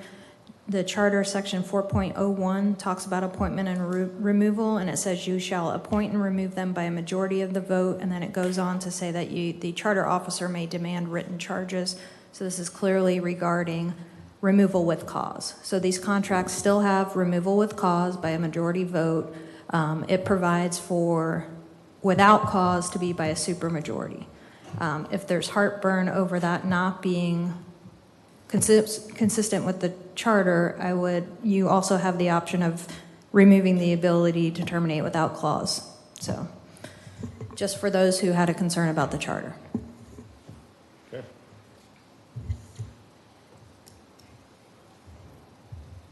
So we have 3 agreements in front of us. We brought this up a couple times ago. Basically saying without cause would require supermajority for a termination. With cause would still be simple majority as defined in the charter. We have 3 different ones. The order I have them here is McQuillan, Rashida, and Avalon. So does anyone make a motion on accepting the McQuillan agreement as presented? Make a motion, we execute the agreement for McClellan. Second. City Clerk, if you call the roll. Commissioner Hartman? Yes. Vice Mayor McGurk? Yes. Commissioner Sacks? No. Commissioner Colodi? Yes. Mayor Owen? Yes. Thank you. All right. Do I have a motion on the city manager's agreement? Move to approve. A second. Second. City Clerk. Commissioner Hartman? Yes. Vice Mayor McGurk? Yes. Commissioner Sacks? No. Commissioner Colodi? Yes. Mayor Owen? Yes. And do I have a motion for the city attorney agreement? I thought we did, that was the city attorney, right? That was city manager. Oh, okay. I thought he said a city attorney, but I said do I have a I motion said for. Rashadat on What's my, that? I put manager on my notes. I Yeah, I heard said do I have a manager. motion for Who's city manager. manager? You said so moved, I think. Okay. I just thought you said city attorney, but that's fine. I just Yeah. wanted to make sure we didn't. motion to execute the agreement for the city attorney. Second. Avalon. City Clerk. Commissioner Hartman? Yes. Vice Mayor McGurk? Yes. Commissioner Sacks? No. Commissioner Colodi? Yes. Mayor Owen? Yes. Thank you. Before we leave that topic, I know we're pushing time, guys. I'm glad that's done and in place. I think it's a fair protection for employees that work at the will of an elected body.